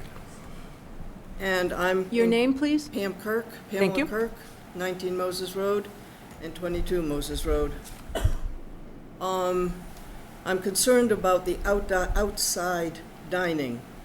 We are abutters, and it says that the license says that he can have food until 11 o'clock at night, from 8 o'clock in the morning till 8 o'clock at night for 9 months. I don't think he's going to use it for 9 months, but that's what the license says. And I'm concerned about having all these people, our bedroom windows are less distance in this room away from where he's having his dining on the outside of his property. And I'm suggesting that, so I'm objecting to the outside part of the dining, not the inside part, which the tea room has always had an inside dining area. And it's, the outside dining area has just come in the last 10 years. Thank you. So I'm objecting to just the outside part, okay? Thank you. Should we ask the applicant to comment to that? Absolutely. Any comment about that? Well, hi, Pam. We're a beach community, as you guys know. The neighborhood blows up into many, many more people, and there's a lot going on. We have tables outside. Realistically, we haven't had much planned for this year anyway, as to be later in the night or whatever. But there really hasn't been a change. It's always been that way. If you grabbed a sandwich and you walked to the beach or sat on the seawall or sat out on a picnic table, it's really kind of all the same. We have served breakfast sandwiches outside before. I don't know, any questions? Any questions? Mr. Brown? Would you say that people are gathering out there? Maybe it's louder than neighbors are expecting? Is there some change in that way that might be Well, going there on? was a gathering this past weekend, and they were all closer to her house than they were at my house. The New Silver Beach Association runs the tennis courts across from me, and from 7:30 in the morning till maybe even 11 at night, there's noise and action going on there. You can always hear a basketball, pickleball, something. No, there's really no change. Mr. Mr. Zelinski? Patel, are you serving people outside? Yes. Isn't that the question? If you're serving people outside at outside Well, we tables, want to that's be what able we're to. trying We get to. always have, is what I'm saying, yeah. So that's part of your permit? I believe so, yes. It is, Mr.? Yes. Thank you. Any other questions? Just the last question, do you think you can maybe do something about asking people to be quieter as it gets later in the evening? Or? Absolutely. Okay, I guess that. Mr. Muscali? Yeah, is there any way you could limit the outside hours? Not to 11 p.m. possible? We really don't run till 11 p.m. The tea room, when we had video games and whatnot, ran till 10 o'clock at night, but we stopped serving food much earlier than that. But we don't do that anymore. We don't have video games, and since COVID changed all that. But yeah, we're actually in the process of kind of finding our own way, and we're going to try to change some things and maybe even come back to you guys again. So I don't see it being a problem going forward. We certainly can try. Any other public comment? We already have, We're- voted. We have a, do we have another comment? Yes. What? I'd like to know where his trash is going. Okay, you need to come up to the podium. I'd like to know where his trash is going, because it's going to be in my going on my backyard, probably. For the tea room? Yes. We would get a dumpster. Okay, Yes, but where we're would the not going to have dumpster this. be?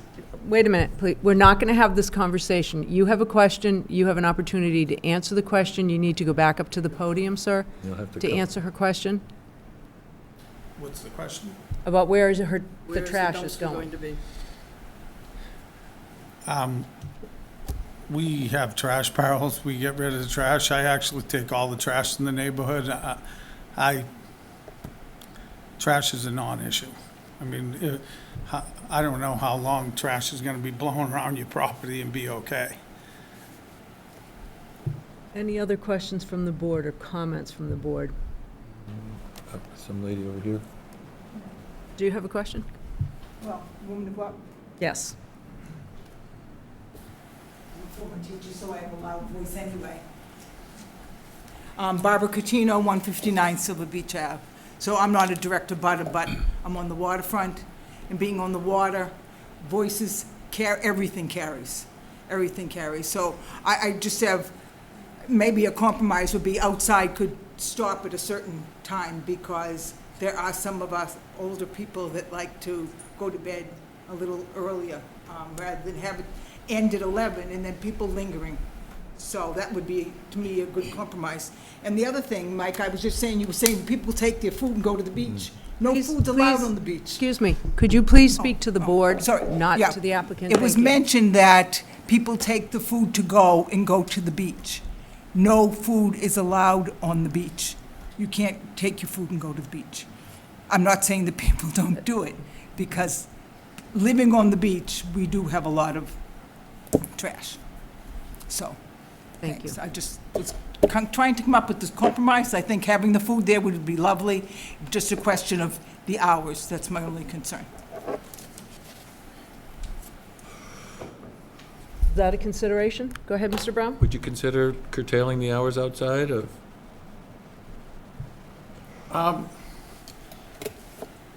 Well, the reason why we don't have set hours, except that's what our license always was. The neighborhood doesn't close down at that time. You're welcome to come sit at my home and watch that at 3 o'clock in the morning, there's people outside making noise. They're in the tennis courts bouncing basketballs at 11 o'clock at night. The noise is not coming from me, nor is the trash. I pick up the neighborhood, I clean up, I maintain barrels in the neighborhood that I personally take away myself, where no one even knew that. They always thought it was the association. It's my trash. I care about the beach, I care about the neighborhood, I care about the association, even though I don't always see eye to eye with them. But I don't see a reason to have to, I always wondered why we were closed at 9 o'clock at night, and then at 2 o'clock in the morning, there's 35 people out at the beach. And there's been times when I've mentioned it to other neighbors who said they were very well behaved. They're pretty loud, but it's a beach neighborhood. That's what kind of happens. There's always noise everywhere, and if it wasn't from us, it's something somewhere else there. The association applies for many things that are later than that as well. So, I don't really want to curtail our hours and already handcuff a business that, quite frankly, we haven't been able to get rolling since COVID stopped us before. Mr. Muscali? Well, just to be clear, we're talking about not curtailing your hours, just the outside tables for some period of time, right? Well, we don't serve outside tables till 11 o'clock at night anyway. That's- There would never be that time, so I really don't understand even the questioning. I'm just trying to answer. Well, I know as best you're I can. saying one thing, but your application is for something else. Would you be willing to say that you're not going to serve at the outside tables beyond a certain point in the evening? Sure. What, Is 10 o'clock better? 8 o'clock's better. I'm sure as far as the neighbors are concerned. Mr. Brown? I'm just curious, what would be a reasonable curtailment that would not hurt your business for the outside Well, if we ever served dinner, we tend to find out that about 8 o'clock is when we serve. And then those people are hanging around till 9:30, 10 o'clock. Right. So that, What we did in the past was once a week, if once every other week, did a dinner like that. This is not something that's 7 days a week.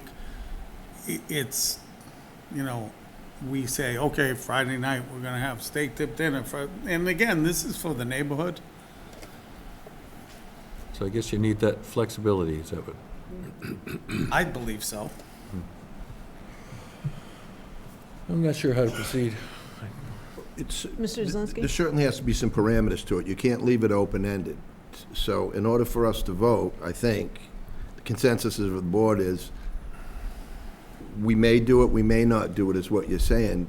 You have to be able to answer the question succinctly enough to say, we are willing, Mr. Muscali's question was, are you willing to limit to your hours? If the answer is no, then the answer is no. But you have to be a little more specific about what you're willing to do to have us approve this permit, I think is what the general consensus is, if I'm not mistaken. That's right. I understand, and I apologize. So I guess my answer is that for almost 40 years of my father-in-law running the business and us, the time frame was always the same. And like I said, I can't stress enough that the whole neighborhood is going on that same time frame. But you understand that your permit has elapsed, and you let it lapse. So you're applying for a new permit now. Whatever was grandfathered or assumed before, I don't think is taking place anymore. We're coming to a new set of circumstances now. Don't you agree? Okay. So are you willing to curtail the outside dining at, say, 9 o'clock and not serve outside after 9 o'clock? Is that reasonable? Okay, but what I don't understand is if I was to serve somebody at 10 minutes of 9, what does that mean? Do they have to leave at 9:01? If we were to have something and serve people outside, we'd be serving at that time, and then people would leave from between, 9 or 10. Go ahead, Mr. Muscali. I think in common parlance in a restaurant, if you stop serving at 9 o'clock or the kitchen closes at 9, if you will, people stay beyond. Mm-hmm. That's understandable. Right. But you shouldn't seat anyone beyond that period of time. And After 9 that would be, I Outside. think, the understanding, Right. outside. Mm-hmm. Right. If they linger, that's Okay. something Yeah, I just wanted to that's make understandable. I would think that 9 o'clock is reasonable at that time because that's what we do. And if they come a little later, and they just sit inside to talk, right? Right. Great. So I think that's reasonable. Do we need to vote to re-vote, to rescind our? Since we're putting this condition, I would say yes. That's what I Madam think Chair. so. So I will entertain a motion to rescind our vote. I'll make that motion. I'll second that motion. Okay, who's going to make the motion? Mr. Brown? I guess I did. Okay. I'll second. I have a motion to rescind our previous vote made by Mr. Brown, seconded by Mr. Zelinski. Any further conversation amongst the board? Hearing none. All those in favor? Aye. No. Do I have a new motion? A new motion would be that we approve the application as submitted, with the exception of outside dining to be curtailed after 9 p.m. Okay, I have a motion. Do I have a second? I'll second. I have a motion and a second. Any further discussion amongst the board? Hearing none. All those in favor? Aye. Aye. And if it gets to be a problem, just send us an email and we can maybe reconsider again. Is that right, Madam Chair? We certainly could at any time. No, it's kind of spur of the moment for you, but. Okay. Thank you. Thank you. for your Okay, we're going to move to consider a letter of support to the Massachusetts DOT for the design and construction of a pedestrian walkway along a segment of Woods Hole Road. Mr. Renshaw. Thank you, Madam Chair. Resident Kristen Alexander contacted the Select Board last month via email to request that the Board consider submitting a letter of support to the Massachusetts DOT District 5 Highway Director to begin investigating, planning, and ultimately constructing a shared use path or sidewalk along Woods Hole Road. from Kettle Hole Road, where the current sidewalk terminates, to the existing sidewalk at Harbor Hill Road, where the existing sidewalk continues on to Woods Hole. Madam Chair and Select Board, the proposed path is illustrated by an aerial photograph exhibit that the town engineer created, which is included in your packet. It's about 2.6 miles long. Shared use paths are typically 10 or more feet wide in order to accommodate bicycles and is consistent with the planning efforts recommended by the state. With over 10,000 vehicle trips per day along this road segment, constructing the shared use walkway as well as adding a crossing at the signalized intersection of Woods Hole Road and Oyster Pond and Quistit Harbor roads would provide a significant safety improvement for our residents and visitors. In May, Ms. Alexander secured 65 signed petitions in support of the project and has also received emails recently in support of the project through the offices of Senator Moran and Representative Fernandez. Madam Chair and Select Board, I'm recommending that the Select Board approve the attached letter of support and authorize the Chair to sign the letter, which we'll submit to the District 5 Highway Director. Thank you, Mr. Renshaw. We also received an email from the Woods Hole Community Association supporting this request. That's correct. So I think it's important to mention that. Any questions or concerns from the board? No, Comments? I would say it's a great idea, so happy to support it. Is that a motion? Is that a motion? Yes, I make a motion that we support this letter and send it along. Okay, I have a motion and a second. Any further conversation amongst the board? Hearing none. All those in favor? Aye. Unanimous. Thank you. Great. And thank you Name for it Kristen's Trail. for Ms. Alexander for really working on that. That was great. Okay, She wanted to tell us something. are you here? Oh, come up. Yes, please. I want to thank you very much for your support, and also I wanted to let you know that we have a postdoc at MIT who has done mapping and has this incredible way of looking at urban planning, and she's donating her time and her mapping to the Mass DOT and to the town to help with walkways. Her name is Marianne Hosseini, and she's at MIT Department of Urban Studies and Planning. So I just wanted to Awesome. say that. Great. Thank you so much. Thank you for adding that. Thank you. Good Yeah. initiative. Thank you. Okay, we will move on to the capital project update, youth baseball fields, safety and accessibility improvements. Mr. Renshaw. Thank you, Madam Chair. Recreation Director Joe Olenek and Director of Public Works Peter McConerty are going to be providing what I think is a much-needed update on the status of the project and provide some revised timelines for the field safety, lighting, and accessibility improvements at the John Neal Fields Baseball Complex. The project, as you may recall, was initiated back in April of 2020 through town meeting approval of funds for the study and planning of the fields. As Joe and Peter are making their way to the podium, Madam Chair and Select Board, I want to make a comment, and I think this is important.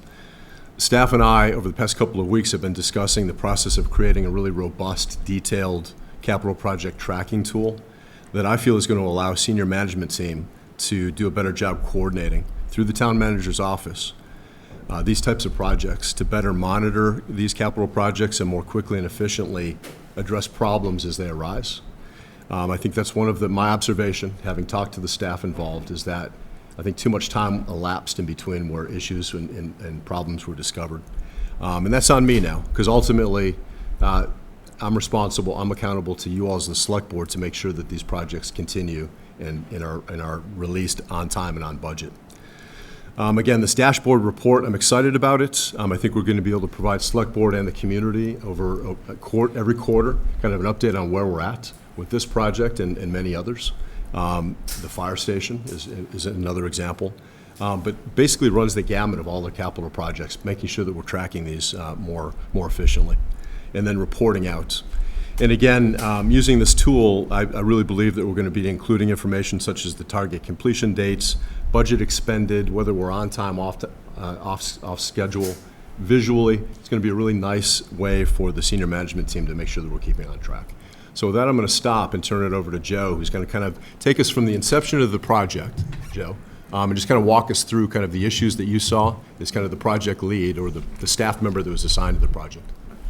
The other piece I just want to mention real quickly, Mr. Renshaw, is that I really appreciate your efforts in creating a process, because communicating with the select board and not letting us be blindsided about something that hasn't happened is critically important to me.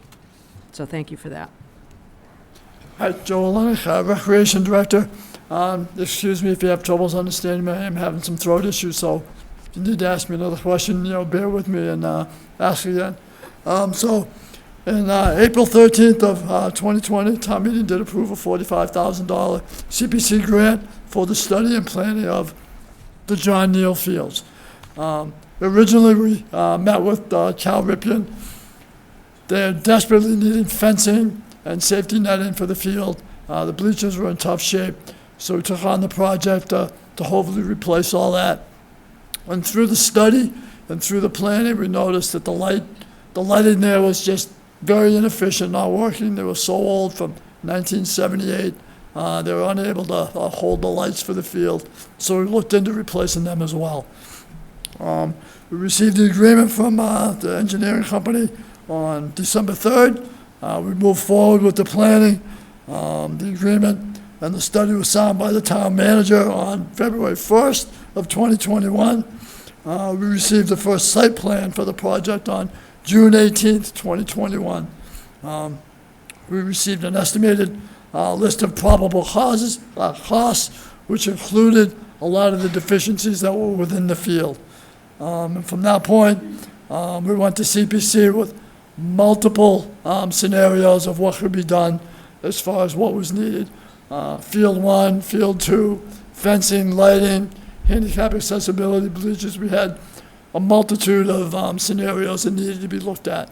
CPC sat, talked, came back and approved all of the fixtures to be completed for $1.4 million. So at that point, we were obviously very excited to move forward. April 4th, 2022, the 1.4 was approved by town meeting. So at that point, we're really ready to move on.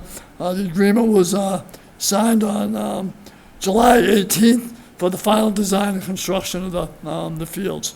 And just before that, in May, we received the final rendered site plan and the cost estimate. And then on November 21st, 2022, we ran into a big bump in the road where the engineering company realized they'd made a mistake in looking to put new lighting into the fields. They neglected to check the underground conduit that was leading to the fields. Conduit from 1978 was not going to be sufficient enough to power the lights for 2 new fields for muscle lighting. So at that point, we had to go back to the drawing board, reevaluate what we could accomplish with the fields. We eliminated Field 2, then we looked at Field 1, we looked at eliminating lighting on Field 2, we looked at eliminating other things on Field 1. We finally came up with a plan to do Field 1 and add alternates to get as much into Field 2 as we possibly could with whatever money might be left over. The really unfortunate aspect of that was the underground conduit and the new lights was going to be almost $1 million just for the lights and the conduit. So then we really had to cut back, which is what we did. We got the price down to fit into the budget that we had. We received the 100% plan set and the bid on February 23rd, 2023. And at that point, it was forwarded to the DPW engineering department, and they started to review the plans. And the plan set, when it came, had 21 pages of designs. It had 566 pages of bid documents. And the engineering firm would like to have that done in 6 or 7 days, put out the bid the following week, and then have everything start by March or April. My conversations with Peter, that is a very unlikely timeline that would even come close to coming forward and get the fields done in any time before this season would start. And originally, when I talked to the firm, they asked, when is the best time to do these fields? We told them their season ends in October, and there would be a good time for them to have everything ready to go for the following spring. Obviously, they were behind in getting the documents to us, which set the whole timeline behind, plus a cost override. Was just a very unfortunate situation. So right now we're at the point where the engineering, town engineer is reviewing the documents just to make sure everything's on the up and up, make sure they're set right, and we can move forward with that once they're done with their review of the plans. Thank you, Joe. Madam Chair, if you don't mind, if unless there's any questions of Joe specifically regarding that timeline. No.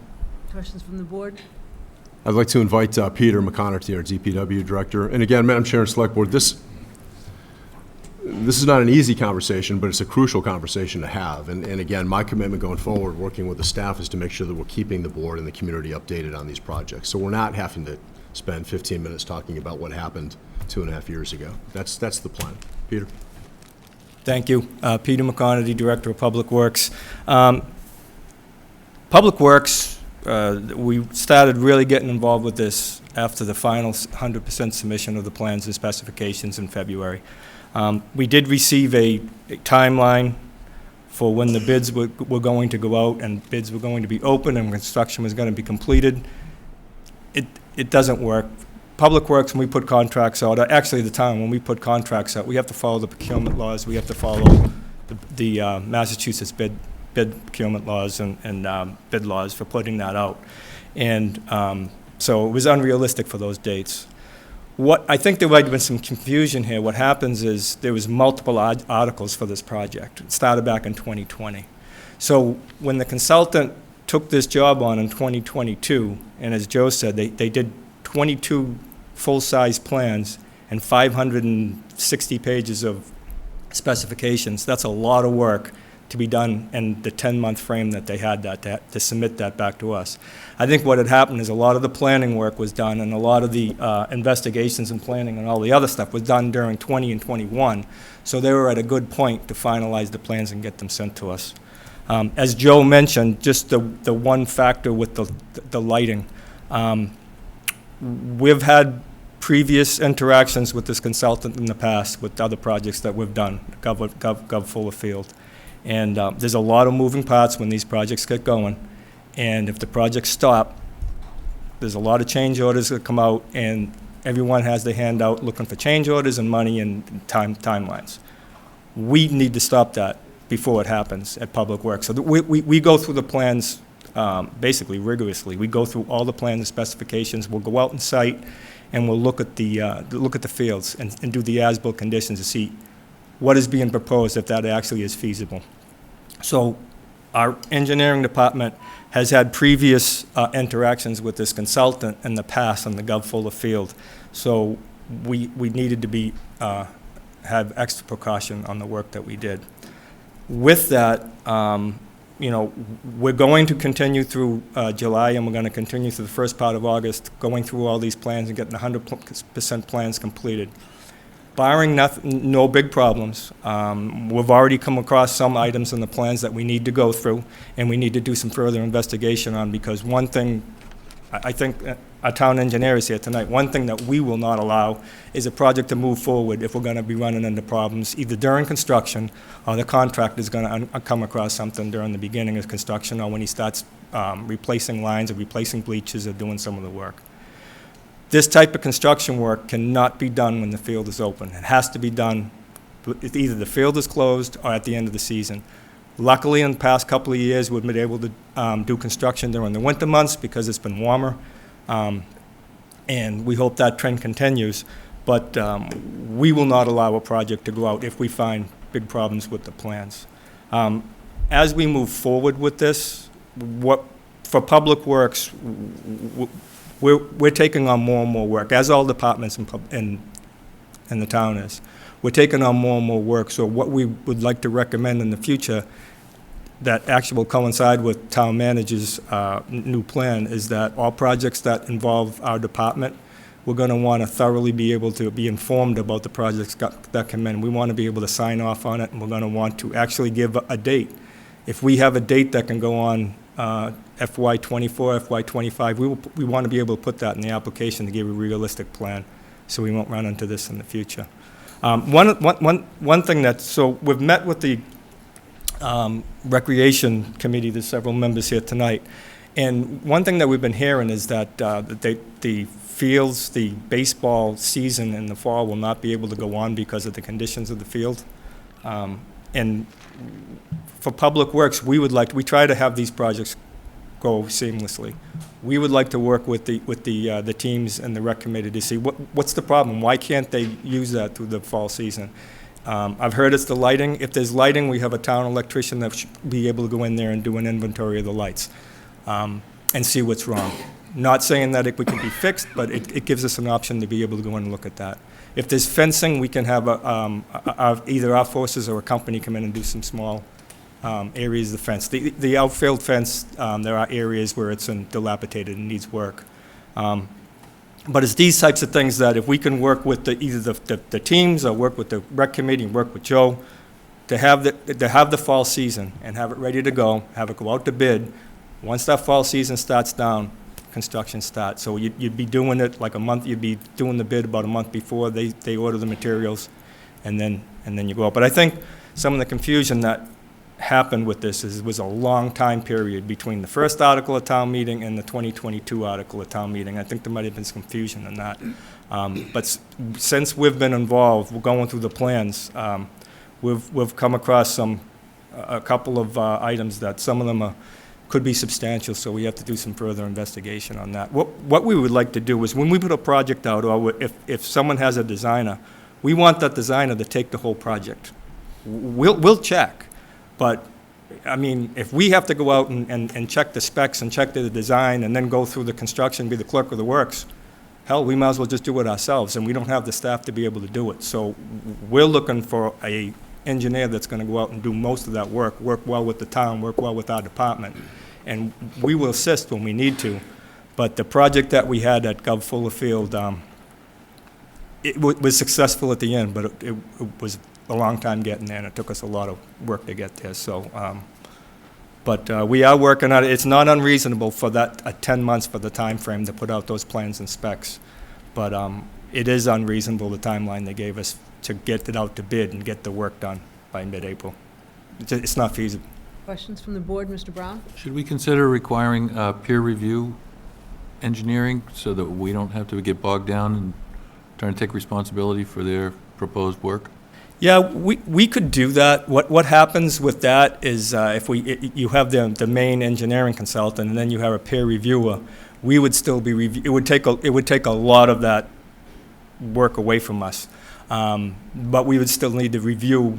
We would have to be in between them reviewing the peer review work, so it would be a lot less than reviewing a full set of plans and specs. Right. Give you a head start on reviewing the whole thing. It would help. It's just, we've been doing this for a long time, and these types of projects, they can go south quick. And there's the time frame that they have to use them, and when the seasons open up again, is not a long time frame. So I would like to request that we get updates. I'd like to have an update to see if the fields will be usable in the fall and how that's been resolved, and then how we're moving forward on the bigger picture. Because it feels like these projects were sort of a victim of some issues along the way, poor communication between departments,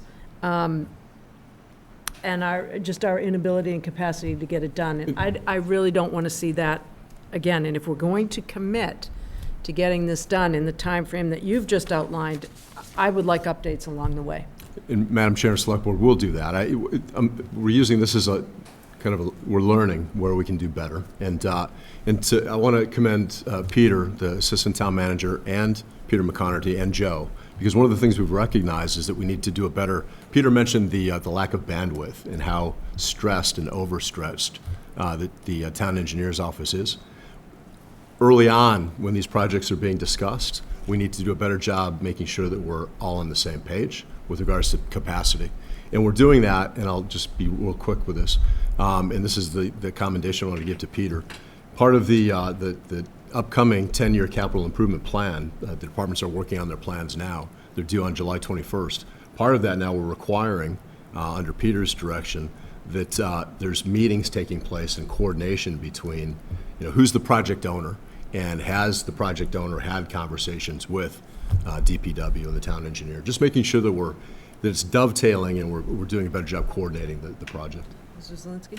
Mike, so we need to tighten up language on contracts and right? Is that what we're saying too as well? With engineers, Peter, the language in the contracts to hold them a little more accountable for timeline and performance. It's a long time to wait to find out you didn't get what you needed. So would someone such as yourself or someone in your office reviewing the contracts a little more deeply before they go out with some kind of guarantee on the other end, so they're held responsible if they jam you up? Yes. So typically when a project goes out, we get 25%, you get 60%, you get 75%, you get 100% design drawings out for bid. And we did get those along the way, but 25% drawings, there's so many gaps in the plans. Until you start getting to the 75s, to be able to take a good look at those, that's when we really can go in and start looking what's going on with this. The other thing is with the front ends, we usually do pretty well when we put projects out. We just need to be more cognizant in the future that it's the small details that the town's going to be required for survey. The town's going to be required to do the inspections. The town's going to be required to, and what it does is it puts it back on Public Works, and then we get stressed out, and our workload gets flattened out. So I will say that our town electrician is already being in contact with Joe, and we're looking to get keys to go up and look at that lighting. Like I say, if there's something that we can do up there, our town electrician, he's an industrial electrician, he's been doing it for 45 years. If someone can fix it, he can definitely fix it. So if it's the lighting, hopefully we'll be able to go up and it won't be too much. If it's the fencing, we'll be able to go up and take a look at it. There is some work to be done on it, just to see that they can play for the fall season.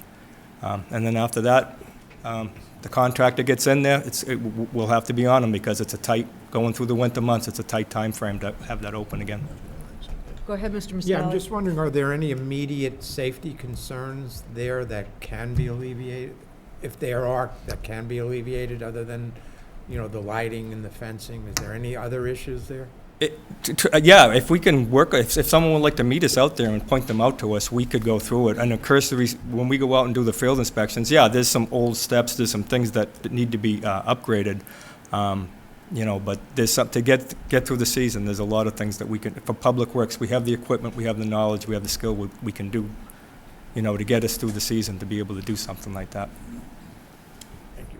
Any other questions, comments from the board? I'll say the final comment is that we have been adding to this project, so it's not like it was clearly defined, and we've gone back and voted a couple of times, and it throws a curveball into it. It's not a simple project, so. I think, though, that updating the board through that process is really important, because when you update the board, then you update the public. Right. And it's people were not aware of what was going on and how difficult it was, and that's not good. Okay. Unacceptable. What I can say is, in the interim, until this plan gets into full effect, until town manager's plan gets into full effect, we can come back in August or September and say, this is where we are, this is where we're going, this is the plan we're looking at doing. That would be really, really helpful. So we can I would work appreciate with that. Yeah, we can work with Mike to have that Okay. on the agenda. Mr. Brown? No. Of course you can. Good evening. Thank you for putting it on the agenda. My name is Robert Brown. I'm the Community Preservation Liaison for the Recreation Committee to this failed project that was supposed to close on June 30th, 11 days ago. I'm also the chair of the Recreation Committee. This started 9 years ago. In 2014, my son was in first grade. He's going to be a sophomore. Brennan, who actually did the original project, he's right there in the back, raise your hand. Brennan, he did the original project. The town's theory in this community preservation application was there was an MOU, and it was the Little League's problem to take care of the But the park, the backstops, the fencing, the parking lot, and that was told to us in 2014. In 2014, there was a community preservation project to fix all the backstops in town. And I said, great, they're going to fix Little League finally. And I was told, no, they have an MOU. You're not supposed to fix it. And finally, I asked for the MOU. I finally got it like 6 months later. I read it. I said, this is the wrong one. And I read it, and they said, this is town property. You're responsible for this. And then I was told that we had to wait till Governor Field was done. We couldn't do an application now. And finally, Brennan did the application. And then he was told that this is town property. He's not supposed to do the application. The Recreation Department's supposed to do the application. So this has been going on a long, long time. So rather than go back a bad history, I'm worried about the money. What if there's not enough money? I'm told by Joe that there may not be enough money because of the lights, and he can't do a community preservation project for more money because he doesn't have time this year to do that. And that wouldn't get funded to April 2024, right? So, and then this is a children's project, so we're gonna have to wait for the project to be finished. I'd like to ask this board to put in an article for money this year. In the event there's cost override, there's enough money to finish this children's safety project, please go visit the field. You'll see clear and present dangers of fencing, of the backstop in field 2 with the poles slanting. You go in that parking lot going down to field 2. There's at least a 7-inch gully that's going down the parking lot. This is town property. Town's supposed to maintain it. Little League takes care of the fields. Little League takes care of a lot of stuff with self-help and volunteerism, and this project needs to be finished. This is children. They deserve to have a safe place to play, and their families deserve to have accessibility. If you go to that parking lot and you take a look, how does somebody, even with crutches or in a wheelchair, going to get around in there? They just can't. And I'm afraid they're going to do, what's the fancy word that's used? Cost engineering, right? Where they're going to cheap out some of this stuff and not finish the project. I've heard that they were going to talk about taking out some of the bleachers and people can watch the game who are handicapped from their car. That's ridiculous. So I'm asking you if you could put an article through you so we can have enough money to make sure this project is done at your November town meeting, and so the children can have a safe place to play. Thank you. Thank you, Mr. Brown. Thank you. Okay. I would just say, given that comments from Mr. Brown, can we confirm that this project is funded fully, or if there's supplemental funding required that we might consider? So I can't confirm that now. Okay. I cannot. We're still kind of digging into this right now, and it's going to have to take, and I'm going to be conferring with both Joe and the DPW director to kind of find out where we're at, but I can't confirm that we're. And I think the warrant closes in August, is that right? The warrant closes in September.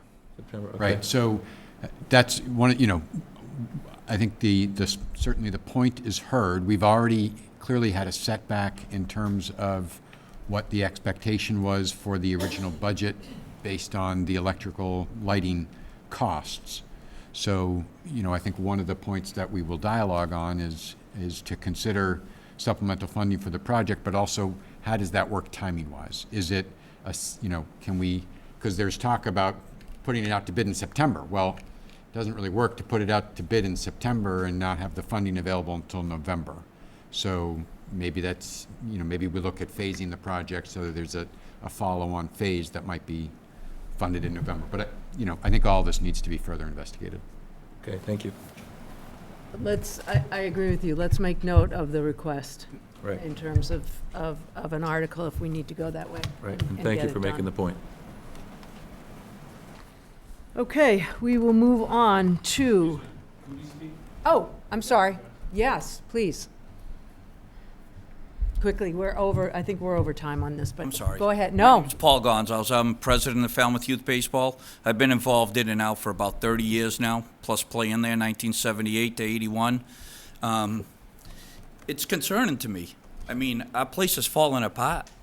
We do everything we can, but there's fences falling down, the lights don't work. We've had every electrician in town look at them. They tell us they're too old, they can't buy ballast anymore. Hamilton Trees personally let me borrow his bucket truck, and I've gone up there and replaced every single bulb, right? And then we called the town. We had a massive water leak, and I called the water department, and they told me, you have an MOA. This is your problem. It cost us $9,000 fundraising to fix our water line. We just can't get help. I'm asking people to help. I feel like we've been alone forever. As you can see, it touches me. I've been down there a long time, and it's helped me a lot all the time, but I feel like we've been abandoned. The place is falling apart. Our kids aren't playing safe. We're not going to have fall ball. The fences are terrible. I had to put a ladder up to fix our backstop because the pole was hanging straight down and was going to fall and impale a kid or a coach. And I'm up there on a 30-foot ladder fixing it. We don't get help. I mean, all they got to do is call me. I can tell them everything that's wrong with that place. I think we've absolutely heard you, and I would also like clarification on that MOA, because now we've heard that twice, so thank you. I make numerous phone calls trying to find out what's going on with this project, and I learned more tonight than I have in the last 4 years. We just don't get answers. We'd like to be part of the process and be told, hey, this is happening, hey, that's happening, hey, you need this. We don't get anything. I love Joe to death. I call him all the time. I just don't get answers. We don't know what's going on. I think I stressed communication coming out of the town manager's office. I agree with you. Yes, sir? Good evening. My name is Brennan McKeon. I'm also a Falmouth board member, and as was mentioned, I was the original author of the original CPC grant. I just want to point out that I hold in my hand the select board meeting minutes from Monday, August 19th, 2019. Article J, approve Falmouth Youth Baseball application for CPC funding to replace the athletic fencing at the Falmouth Youth Baseball Complex located at 575 Gifford Street. 2019, 4 years. My son doesn't even play baseball. He's going to be a sophomore in high school. I'm still on the board because it's a wonderful community space, but unfortunately, it's in complete disrepair. I have a parent come to me and say, I would love to bring my grandparents down here to watch their grandchildren play, but they can't because it's too dangerous. We've tried to our best of our knowledge. We've had multiple electricians down there to say the lights are not fixable. Hopefully your electrician is a magician, but I doubt it. The backstops, they were put up circa 1977, 78. They have approximately a 25 to 30 year backstop life. They're now at 45 years old. The lights are approximately the same. Where's the help on this? We are the town. We provide for the children of this town, Falmouth residents, Falmouth students. This is a huge community event, but they're getting no support, and you're failing the children. We've heard you. So thank you. We have heard for you. addressing this. We have heard you. Thank you. Thank you. Okay. Any other comments? Okay, we're going to move on. Vote to authorize eligibility letter for the 40B comprehensive permit site approval application, 300-unit rental housing proposal located at 375 Sandwich Road. Madam Chair, if I could, I recused myself on the initial discussion of this because I was unsure of the status of my status with my wife owning a piece of property somewhat near, and I didn't have a clear opinion from town council, but which now I do. Appears that we're not actually abutters. We're far enough removed, and there's no clear financial impact, and I did file a disclosure with the town clerk of the potential appearance of conflict of interest, and the town council has determined at this time that it's not a conflict for me to participate. So I plan to stay for this meeting. Thank you. Okay, in your packets, you have a letter. Does anyone want to comment on that? If Mr. I Renshaw, could, please, I just yes. want to walk through the process, as I understand it, working with the assistant town manager. As you all know, the developer's proposing 300 units of rental housing, of which 75 of those units will be affordable under a 40B comprehensive permit. The developer has ownership control of a parcel of about 30.5 acres and an adjacent parcel a little over 13 acres, and has indicated they may pursue additional housing development after that this project's completed. The developers applied to Mass Housing for site approval. If Mass Housing approves the developer's application, the developer can submit the 40B comprehensive permit application to the Zoning Board of Appeals. The town then has an opportunity to submit comments to Mass Housing as part of this process. And that's what this is, Madam Chair and Select Board. This is our opportunity as the town to submit comments, our concerns, and our potential issues with regards to this project. The proposed letter included in your packet tonight was prepared by staff after meeting with the developer, reviewing the application, and then a site visit. Clearly, this is a large project on a large site, and as such, the potential community impacts are significant. The letter identifies concerns related to the water quality of the Great Pond watershed, the town's potable water supply and treatment system, wildlife habitat, and traffic. The letter requests the developer consider four very specific actions to mitigate the impacts of the project, and I'll read those quickly. Number one is commit to construction of a best-in-class on-site wastewater treatment system that discharges no more than 5 milligrams per liter of nitrogen. Number two, move the housing development to the west of the 28.5-acre parcel to preserve the highest value wildlife habitat and reduce the length of the shared driveway, resulting environmental impacts. Number three is donate a significant portion of the 28.5 acres parcel at 0 Sandwich Road and or the 13.1 acre parcel at 45 Pitch Pine Lane to the town for permanent open space protection. And lastly, number four is contribute to roadway improvements to create safe bicycle and pedestrian access on Sandwich Road from the subject property to Main Street. Madam Chair and Select Board, I'm again going to commend Assistant Town Manager Peter Johnson-Staub. Working with staff, Jed, our town planner, has created this draft letter. Wanted to, again, re-emphasize the fact that this is the town's opportunity to provide to Mass Housing what the town perceives as the major challenges, issues, and concerns with regards to this project. And with that, we'll be happy to answer any questions you may have. Questions from the board? Mr. Muscali, I'll start with you. But just a clarification, Mike, you said 5 milligrams, the letter says 3. I just want to make sure it's 3, not 5. Yes, thank you. Madam Chair and Select Board Member Muscali, I've just been advised that we have made that revision to 3. Thank you. So it is 3? It is 3. Right, and that's what I believe Saxon Partners has said they are able to do. So somewhere where I saw 5, I thought, why isn't it 3? It should be 5. Thank Mr. you for Brown? pointing that out. But current DEP regs only require it to be to 10.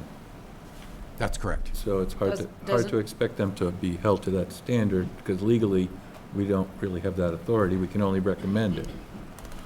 But why wouldn't we? Why Oh, I'm wouldn't saying, we? it's great to recommend it, but I'm just saying it's no guarantee that. But in the 40B, there's not a lot that they're going to be held to anyway, right? So I think in our opportunity to make comments, they've said that they can do 3. Why wouldn't we say 3 and not 10? Oh, that's fine. I think that these comments are appropriate for this site, but I'd like to go further and comment that, we just recently, the planning board initiated this mixed residential commercial overlay district just so we could have this kind of density on sewered areas. I think that should be identified in the letter to begin with, that it's contrary to our local comprehensive plan to begin with. And then further, the Water Quality Management Committee did their own analysis of the impact of this development on this site. And this is like the most environmentally sensitive area in town, and it's already a major plume of nitrogen contributing to the Coonamessett River waterway. We're under a mandate to clean up that waterway, and this is going to impair that even more. They, apparently, this developer had offered to do some sewering in some of the neighboring homes to offset the impact, and I think their math said that they would contribute 67 homes. I don't know where those homes would be, but the Water Quality Management Committee's technical consultant, ScienceWares, did their own math and said, according to the loads that are predicted, and also that's another comment that they may be underestimating the daily flow. So I think that's something we might want to mention in this letter. But the Water Quality Management Committee's technical consultant estimated that in order to develop 300 homes on this site, in their estimation, there should be 264 homes, adjacent homes, that should be sewered. I don't know if this developer is prepared to incur such an expense, but I think the environmental sensitivity of this site should be reflected in the letter to the state, because environmental concerns are one thing that they take seriously. And furthermore, if the developer is proposing to develop only 300 homes, but yet has a backup plan to do another 600 potentially later, any on-site treatment should be prepared to mitigate those entire 900 and an additional, whatever the math is. So it's 1,500, or who knows what the actual number. I'm sure there'll be some discussion between consultants as what the actual mitigation factor should be, but it's certainly significant. And I don't know if that makes this project unfeasible, but it should be considered, and it should be put out there to the mass housing for consideration. Madam Chair? I agree with you, Mr. Brown. I will go to Mr. Zelinski and then Mr. Muscali. I find myself in total agreement with Mr. Brown. We continue to have this conversation about affordable housing. And then in the next breath, we talk about how detrimental this overbuilding will be to our single source aquifer. And nobody, these conversations keep continuing in the same room, and they don't, it's like the chicken or the egg. We can't continue to overwhelm our aquifer and then scream for affordable housing at the same time. You can't have it both ways. And until, and this may be unpopular to some people in this room, until we get to a safe harbor with affordable housing and give ourselves some leverage to these developers to be able to enhance the percentage of affordability and make it reasonable for us, we will never catch that 10%. And at some point, we're going to run out of land. So until somebody can convince me that we are not going to hurt our aquifer, that the housing plan, there's not one bit of this project that fits the housing plan with respect to public transportation, amenities within walking distance, and the effects to the environment. I'm not willing, as a citizen and a sitting select board member, to send my approval on a letter until I know more, because once it's too late, at least for me. Once the horse is out of the barn. So, Madam Chair, I don't need applause. That's not why I said it. I said it because that's the way I feel, and we only have so much land in Falmouth. And would you mind if I add my 2 cents? I completely agree with both Mr. Brown and Mr. Zelinski. I want to take it from another perspective, and part of that presentation from the Falmouth Housing, when they did the video, and I heard Sheena Mapp talk about not being able to afford $2,000 a month in rent. When I go and I look at the booklet that was provided to us, and I look at the amount of money that they're going to charge, 75 affordable apartments, and then I look at what they're going to charge on the other 225. They're talking about a one bedroom, $2,820, 2 bedrooms, $3,670, 3 bedrooms, $4,200. Are those numbers on 225 units meeting the needs of Falmouth people? I'm not sure you can convince me that they are. If we're talking new teachers, we're talking new firemen, we're talking new police department, we're talking people who we want to be in this community, who work in this community, are you telling me that those rates are going to fit? I'm not seeing it. And so I'm looking at it from that perspective. And when I heard 2 people speak in that video, I thought, wow. So if they don't get one of the affordable units, then they're out anyway, because who can afford those other 225 units? So that's a piece that really worries me. I'd like to know if a traffic study has been done. What about traffic on that parcel? I just have real concerns. I think that we are also setting precedent. We've never done anything this big, and if we are going to do something big, I want it to meet a need and not to do housing for the sake of saying we built this. I want it to meet the needs of people in Falmouth, for the people who work here. And when I look at these rents, I'm saying, where are those numbers coming from? And does it include the full cost of infrastructure required for the project in this environmentally sensitive area? Maybe not. I say no. It's just a real concern of mine. Mr. Muscali, I'm Yeah, sorry. No, that's quite all right, Chair. What's the timing requirement here? I mean, do we need to move tonight, or where do we stand with respect to the developer and his application I'll and our defer to Peter. ability We're on an to extension. revise the letter of some sort? So we're on an extension right now, but I'm going to defer to Peter to kind of respond directly. Peter? Right, so we, under the state law, we have 30 days from the date the application was submitted, and that 30 days is actually passed, but we did, and this is not unusual, we asked Mass Housing for an extension to be able to submit this comment letter by July 14th. So there isn't time, but I want to make sure that the board and the public are clear about, the letter and what the board may wish to do or may need to do. There's no obligation to send any letter whatsoever. Mass Housing is going to make a determination whether this project is eligible for 40B, whether the site is eligible for a 40B comprehensive permit. Whether or not the board submits a project eligibility letter, which is drafted for your consideration tonight, Mass Housing is going to go ahead and do that. So this is an opportunity for the board to go on the record with Mass Housing, with the developer, and with the public about your views on the project. But if you're not ready to do that, you don't have to. There will be another opportunity for the select board, assuming Mass Housing does issue approve the application for project eligibility, and other than perhaps asking for some sort of, I'm going to move into conjecture now, so let me be clear. The site is clearly ripe for some form of development. So under 40B, I would not expect Mass Housing to just say no.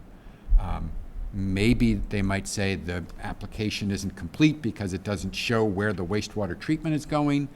Maybe, but I would expect that ultimately, again, whether or not the select board sends a letter, I would expect this project is going to be approved by Mass Housing, and a comprehensive permit application will be submitted, unless the developer hears the sentiment of the board and the community and hears that this project is not welcome. Then perhaps the developer would withdraw. And let me just close. The next potential bite at the apple for the board to go on the record would be if the project is, if the application is filed with the Zoning Board of Appeals, the Zoning Board of Appeals will seek referrals, and the board could send a letter at that time as a referral to the Zoning Board of Appeals. Here's another thing that I thought about. Why can't we get more affordable units out of that total number? It's just a suggestion. Sure. Do you want, do you want a response, or is that rhetorical? I'm just floating it out there. Why are we getting 25%? Why can't we get more than that? That was my one thought. And then the other thought was that I would never move on this without them putting some sort of mitigation measures to ensure, and they would have to commit to this, that nothing gets into Great Pond. Mr. Zelinski, go ahead. Madam Chair, I may help you with your answer to that. As long as we're not at 10% and we're threatened with the fact that they're going to get it anyway, which I'm tired of listening to. Until you get to a point where we have leverage in our own town, we then can require more affordability. Right. But if they know they're going to get it, because we don't get to 10%, you're exactly right, Peter. But if we don't speak up and we send this ahead without any comment at all, they won't even look at it. But if they say that, if they look at it and say there was an element of the select board that was unsatisfied with the process, maybe they will look into the specifics of this. We have only one way to clap back on this, and this is it. Well, that's where I'm going to go. Anjali's been waiting. Sorry. No, Did I cut thank you, off? No, I think I'm done. Ms. Scott Price, and then I'll go down to Mr. Brown and Mr. Muscala. So I'm not sure which is the appropriate way to ask this. At which stage or whose responsibility is it to ensure that the wastewater is managed appropriately? So is that Mass Housing has to say, we believe this, or we believe this meets the DEP regs, or is that zoning board, or is that, like, who determines that? My understanding at present is that it would be the Zoning Board of Appeals. I say at present, as you know, the Title V regulations are, a change has been proposed, not yet implemented. So I don't know what the timing of the implementation of that is, and I don't think it's clear to anyone, certainly not clear to me, to what extent. There are certain situations, if there is a state regulation that is out of compliance with a comprehensive permit, that is an issue that may stop the project. You know, a state-listed vernal pool is an example that I'm familiar with, as opposed to a town environmental regulation. You know, what 40B does is it gives a lot of authority to the developer to override local regulation.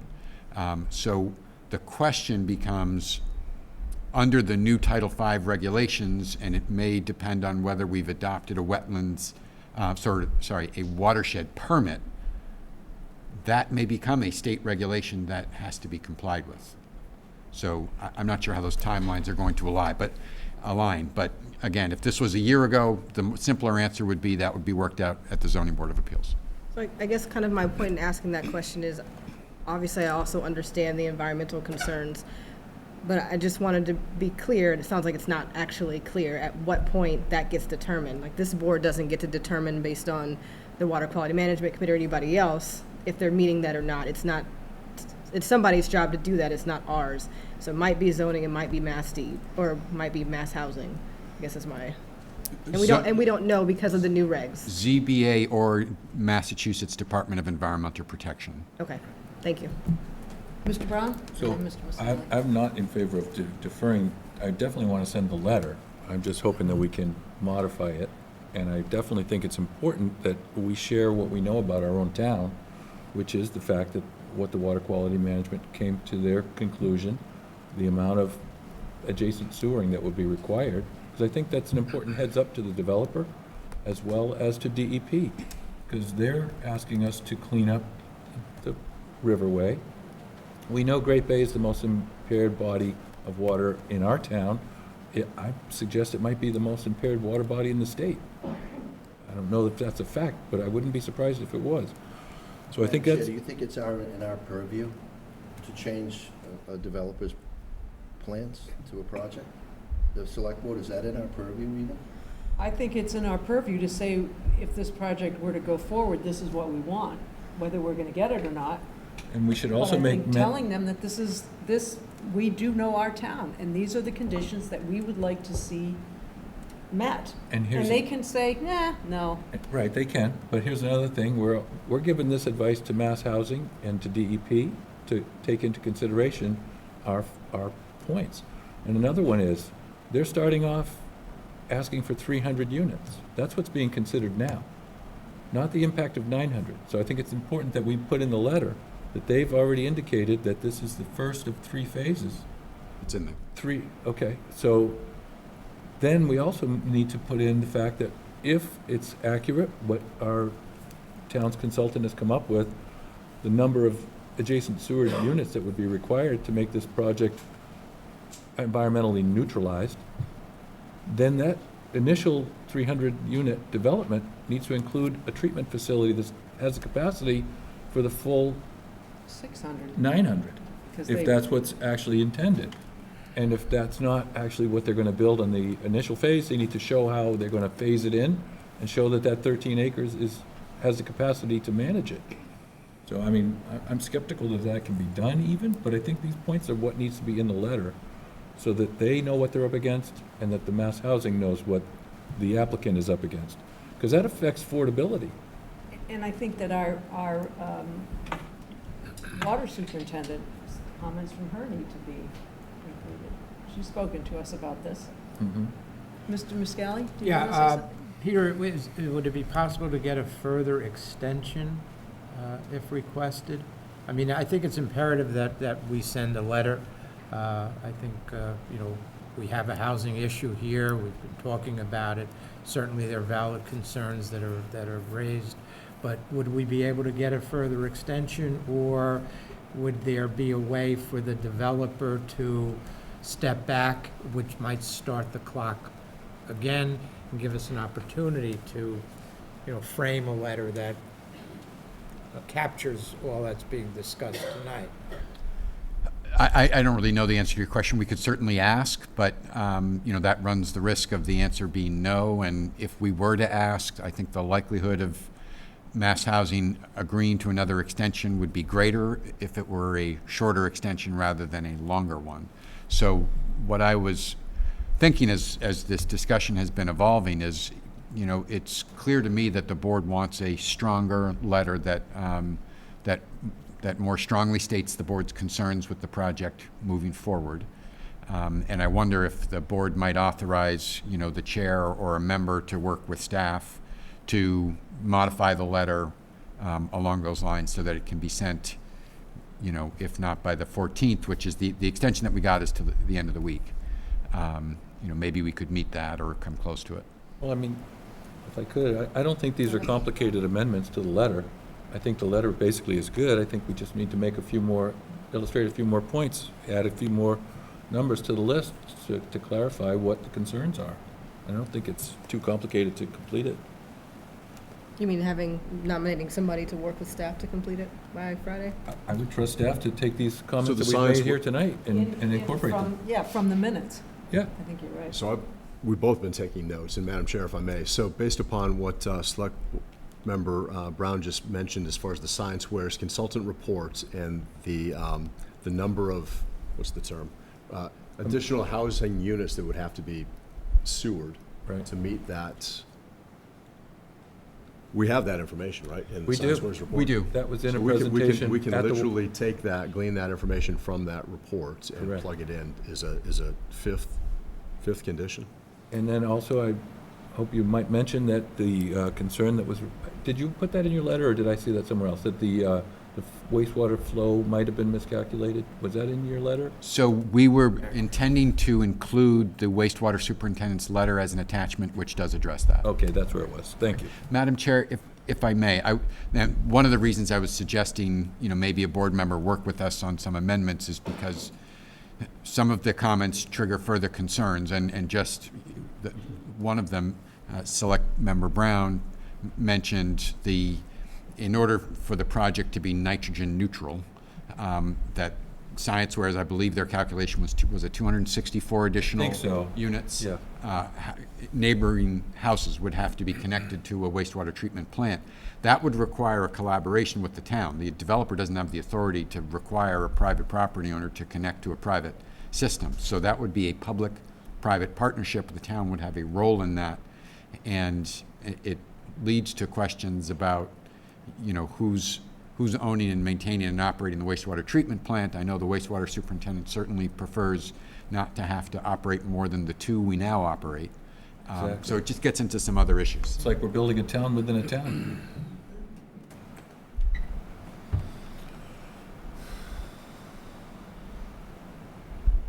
I mean, if we're moving that way, I would really add that to the end of item 1 of the proposed text, that we add, and that they commit to installing mitigation measures that will ensure, and I can give you my notes, that will ensure no additional nitrogen generated by this development will reach Great Pond, because it goes back to what Mr. Brown said.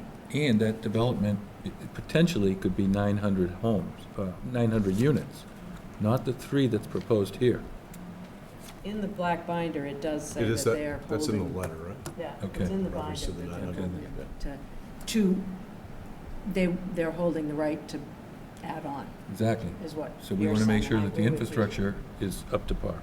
Madam Chair, we may want to make mention of the fact that Senator Moran was in full support of this, and I didn't see anything mentioned, not one of these, other than the lack of affordable housing, any of the environmental issues. I think that was a little remiss, because it is so succinctly important to the environment aspect of this, that I failed to see how somebody missed that in that letter of support. I did respond individually to the senator. I didn't copy any select board members because I didn't want to be, out of line. Just pointing out these same points. in hopes that she might rescind her support. I don't think you can talk about affordable housing without talking about wastewater and potable water.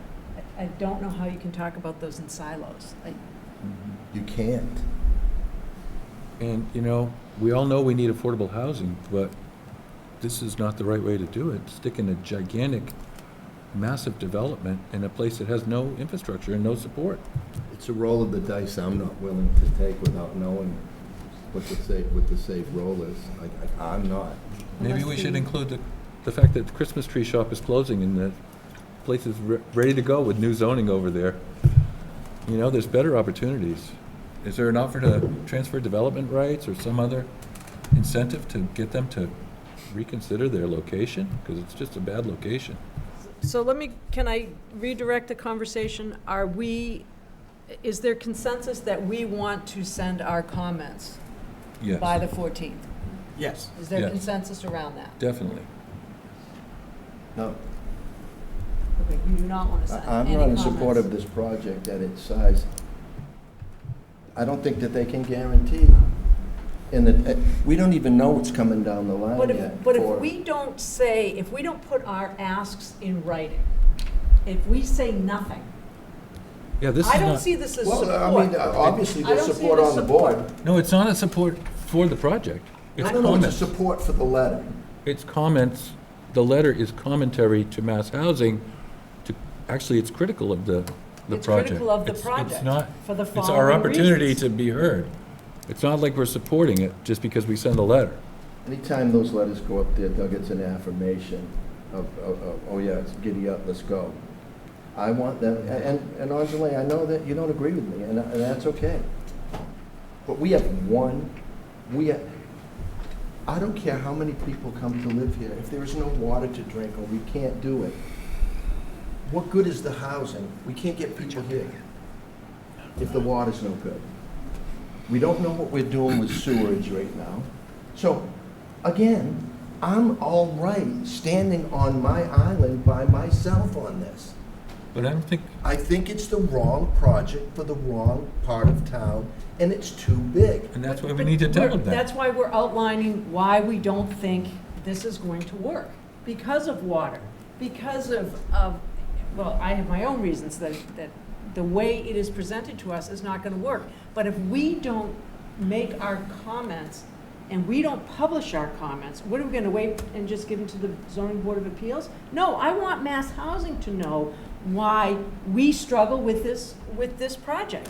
Madam Chair, may I make a suggestion to try to get the members closer? Mr. Zelinski's, concerned that if any letter is sent, that it's going to be taken as tacit approval of the project. So does the board want to state clearly in the letter, opening sentence, the select board is opposed to this project? Yes. I'll buy on that. No. Yeah. All right? No. No.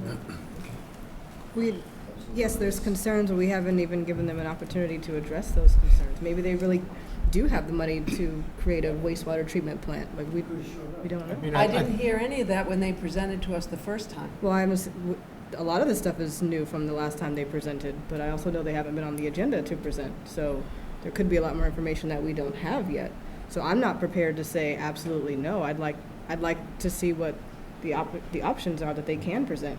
If they can say, we have the money to do a wastewater treatment facility and we have the money to sewer 30 homes and we want to work with the town, I mean, I can't imagine that kind of money, but somebody has it. Maybe they do. I don't know. I'm just reacting to them telling me it was not in my jurisdiction to even ask the questions. They told me it was not my business. If, in a public meeting, I am willing to say that I'm opposed to it for the following reasons. I'd be willing to say something to the effect that we have some severe concerns about it, some big questions about it, that prevent us from supporting it as is. But I would object to just saying, completely that we oppose it at this point, for the same reasons as Angela said. Well, I mean, that's a reasonable way to word it. The select board is unable to support this project as presented, and here are our concerns. For the following reasons. And I would buy off on that as well. I would too. You show me that you can address these, but the way it's presented to us now, no.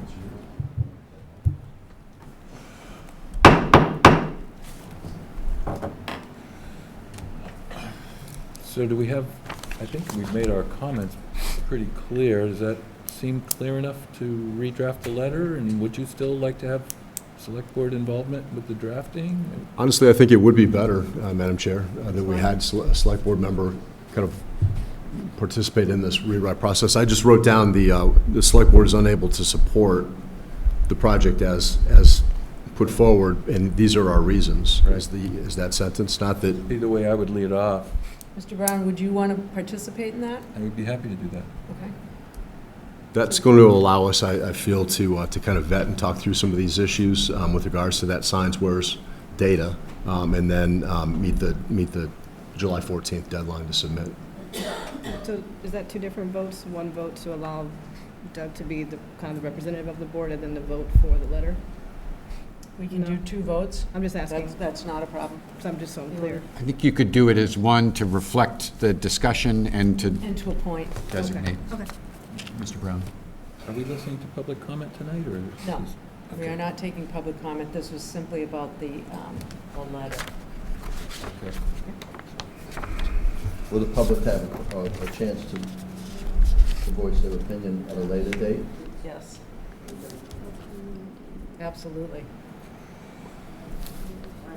Does anyone want to make a motion? Move that we authorize the town manager to send a letter to Mass Housing outlining our concerns as discussed here this evening. But specifically stating that we don't support the project. Well, as specifically that saying language is that important to me. we're unable to support it as currently presented, which doesn't mean we're completely closing the door, because if they come back and say, we're gonna sewer the whole area and, you know, all this is gonna be great, we're gonna have to listen. And we might not like it, but we can't be completely obnoxious, you know? No, but this is our opportunity to give them what we feel has to be addressed. Right. And that's why I support a letter. This is our opportunity to put it in writing. Get it out there.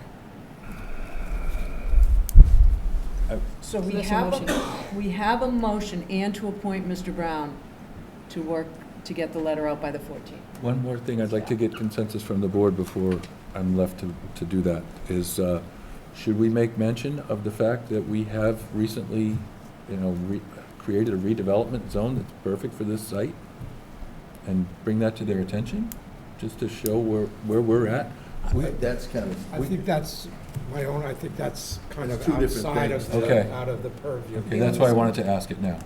But I also think about the big picture. I mean, it isn't just this project that is going to tax our water, right? We've got other projects happening kind of at the same time. So I think you have to look at it holistically as well, especially when it comes to the water. Well, you know, we always talk about the fact that we don't pay attention to our own local comprehensive plan. And I think it's an important thing that should be mentioned. Yeah.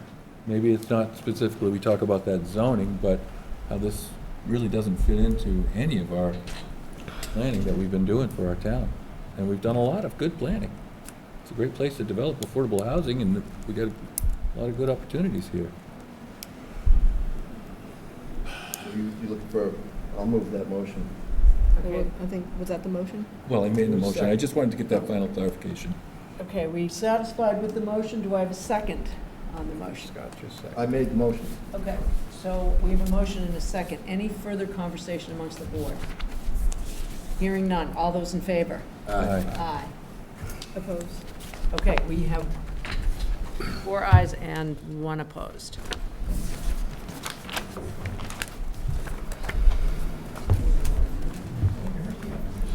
Mr. Brown, when is the public, Madam Chair, when can the public speak?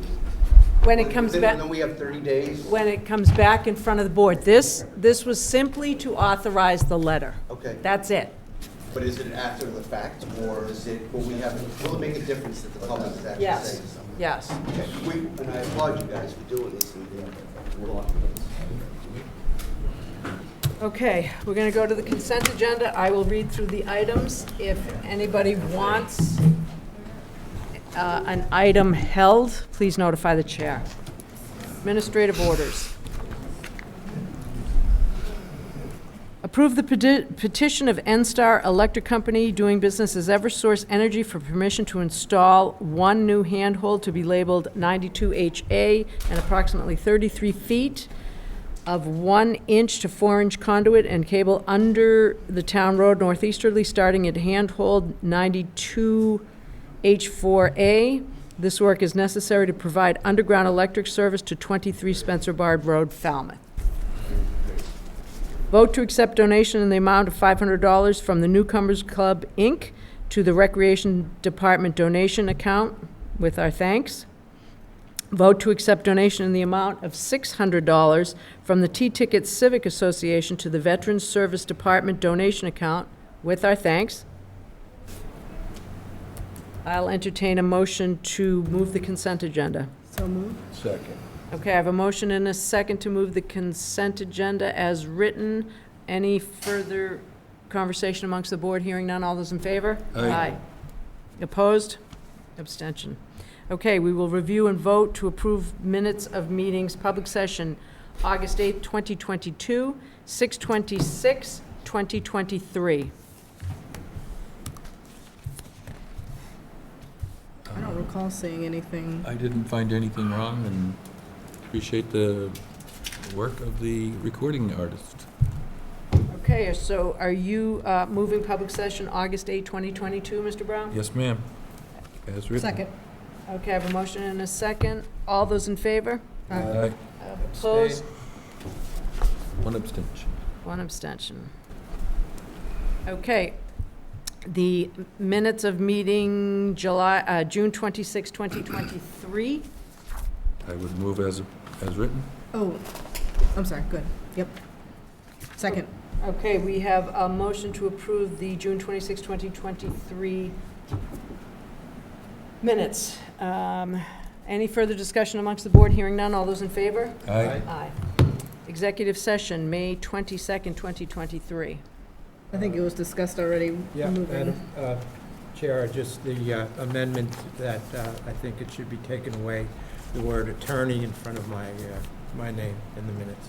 Okay, and that's on the very last page, page 3 of 3. I think it was in a, Is the whole thing, basically. Oh, I think was there it were a before? couple of places. Okay.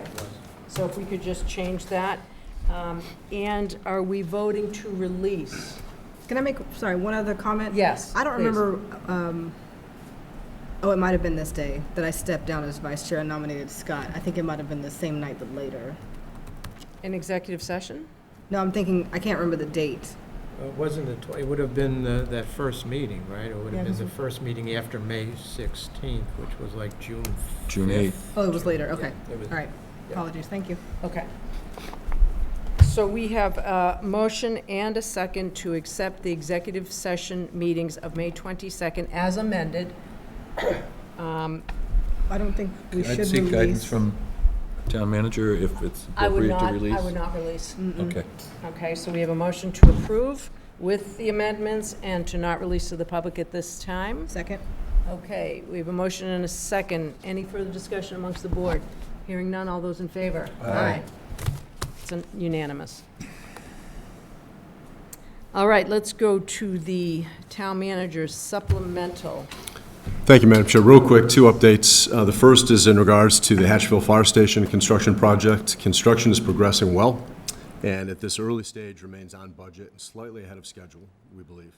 Barring any unexpected issues, substantial completion is presently estimated to be summer of next year, 2024, which means that the station could be operational by the end of calendar year 2024. Based upon the most recent construction meeting, which was held on June 29th, which I attended, slab preparation for the admin side of the building is ongoing. Due to the weather, the slab pour was delayed until the week of July 6th. The apparatus slab preparations are currently underway, and in 2 weeks, we anticipate the radiant tubing installation will be completed, and the pouring of the apparatus slab will occur. This will be followed shortly by delivery of the steel and wood framing for the administration side of the facility. And the second update I wanted to make very quickly is in regards to, and I mentioned this briefly earlier, the 10-year comprehensive plan is underway. Department heads were recently directed to begin preparing their capital project submissions for the 2024 through 2033 capital improvement plan. Department requests are due to the town manager's office by July 21st, and the capital plan is going to be submitted to the select board in late August or on September 11th, with the review of the finance committee to follow shortly thereafter.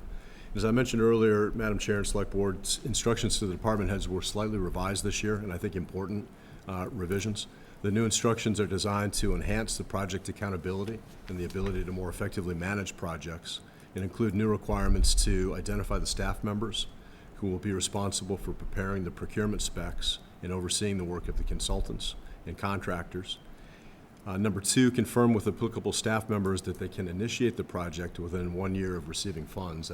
That's the capacity and the bandwidth issue that we discussed earlier. And lastly, to describe how this project relates to one or more of the Select Board's strategic plan priorities. And that's the end of my supplemental report. Great, thank you very much. Okay, we will move on to Select Board reports. Any Select Board reports? Got anything, Bob? Only that this past Saturday, as part of my Rotary group, we were at the triathlon at the Surf Drive, and just wanted to compliment the police department and the DPW and all the other parts of the town that were part of that. It was very well run, and I think a very successful triathlon. Okay.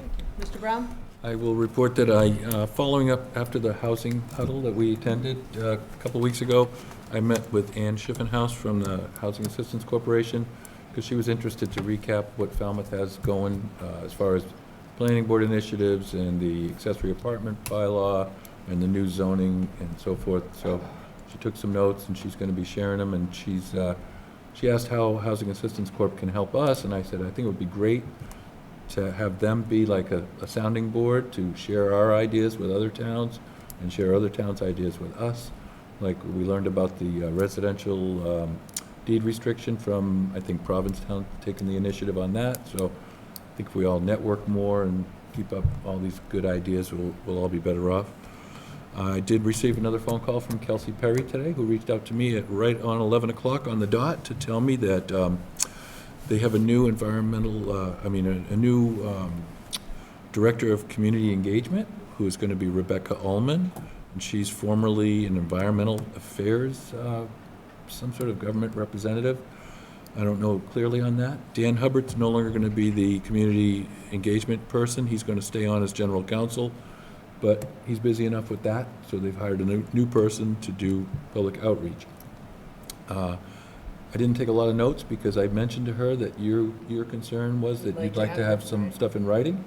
So what she suggested, we can continue our phone calls, and then I can ask questions or bring up current events, or she can do the same, but she'll always recap with an email, which she's going to send to us at selectboard@falmouth.ma, outlining our discussion. And she mentioned a few other things about items that are maybe of concern, but since she's going to put it in an email, she's going to send a couple of links, informative links for the board. Again, they're still continuing to focus on the Rhode Island project, because that's where they're really busy with, trying to get approvals. Falmouth's waiting in the wings, and she assured me there's no actual activity happening regarding Falmouth. Could you put that in writing? And is there a problem, would this ever be considered negotiating with South Coast Wind? That's my worry. One board member is speaking to South Coast Wind.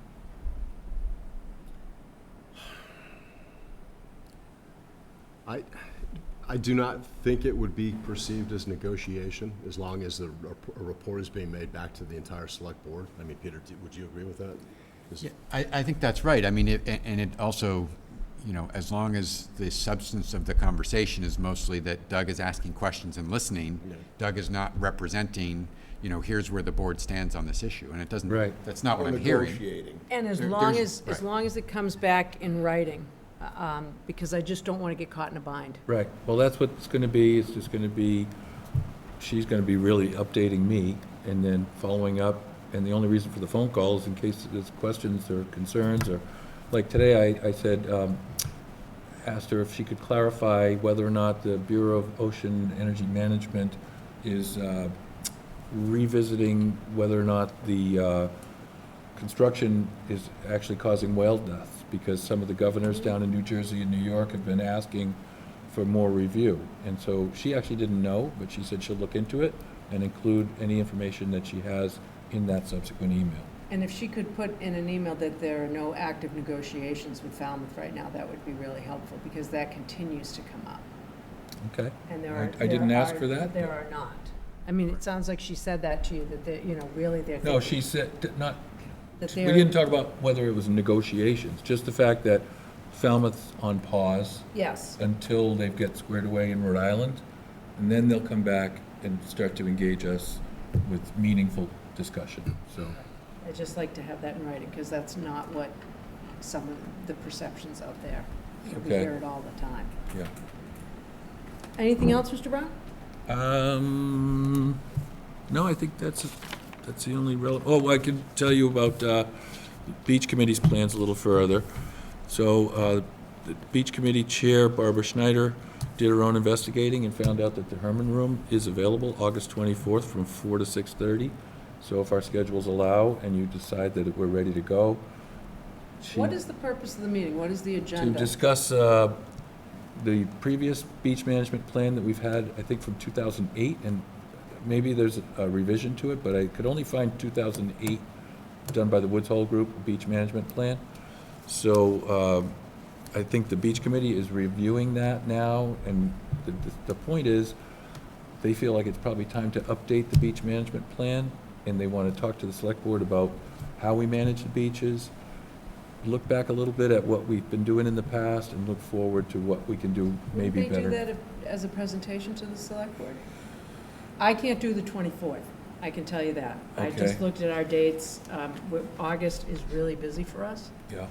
We've got 5 dates already, and I know I can't, I was thrilled that we had the 14th off, I think it is. But I can't do the 24th. And Okay. explain to me why it can't be an agenda item. Everybody else does it, do the agenda. Well, that's what I was asking. I don't know why it would. Well, they're hoping for a joint meeting to discuss, and she wants to invite. They're proposing one. Yes. And the idea is also to have Leslie Fields come from Woods Hole Group to explain how the beach management plan was intended to be used and whether or not we're doing it correctly. I don't know if I'm understanding that correctly, but Leslie Fields would come to comment on the beach management plan that was developed by her group at Woods Hole Group.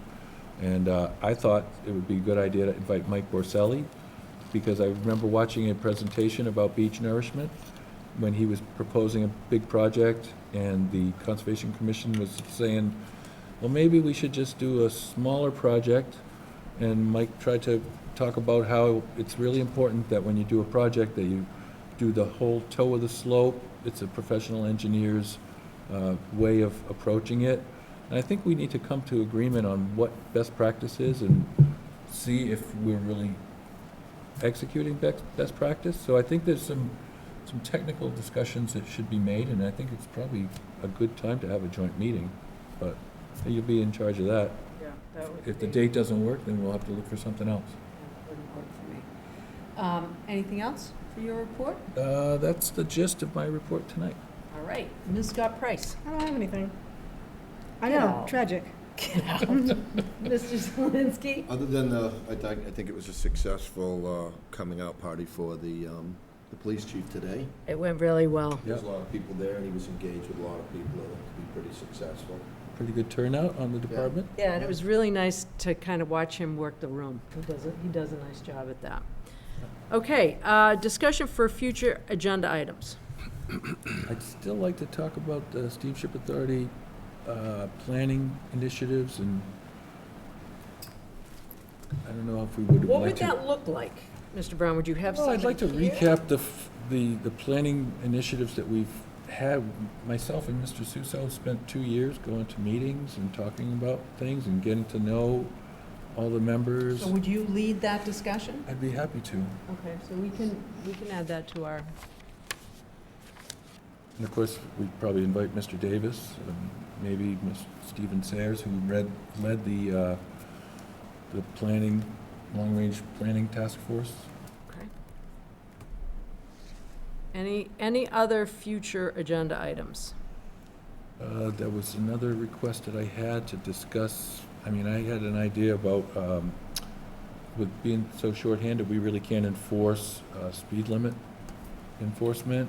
And We're working on the speed limit piece. We have a lot of information about whether the town does it or how that, and I think we should put together something and we can report out next time, because we do have some, we've been getting a lot of emails A about lot. speed. And Yeah. I'm hoping for A lot. July 24th to Okay, have the perfect, presentation. because I think that's gonna start the conversation and also give us a direction about what we can and can't do.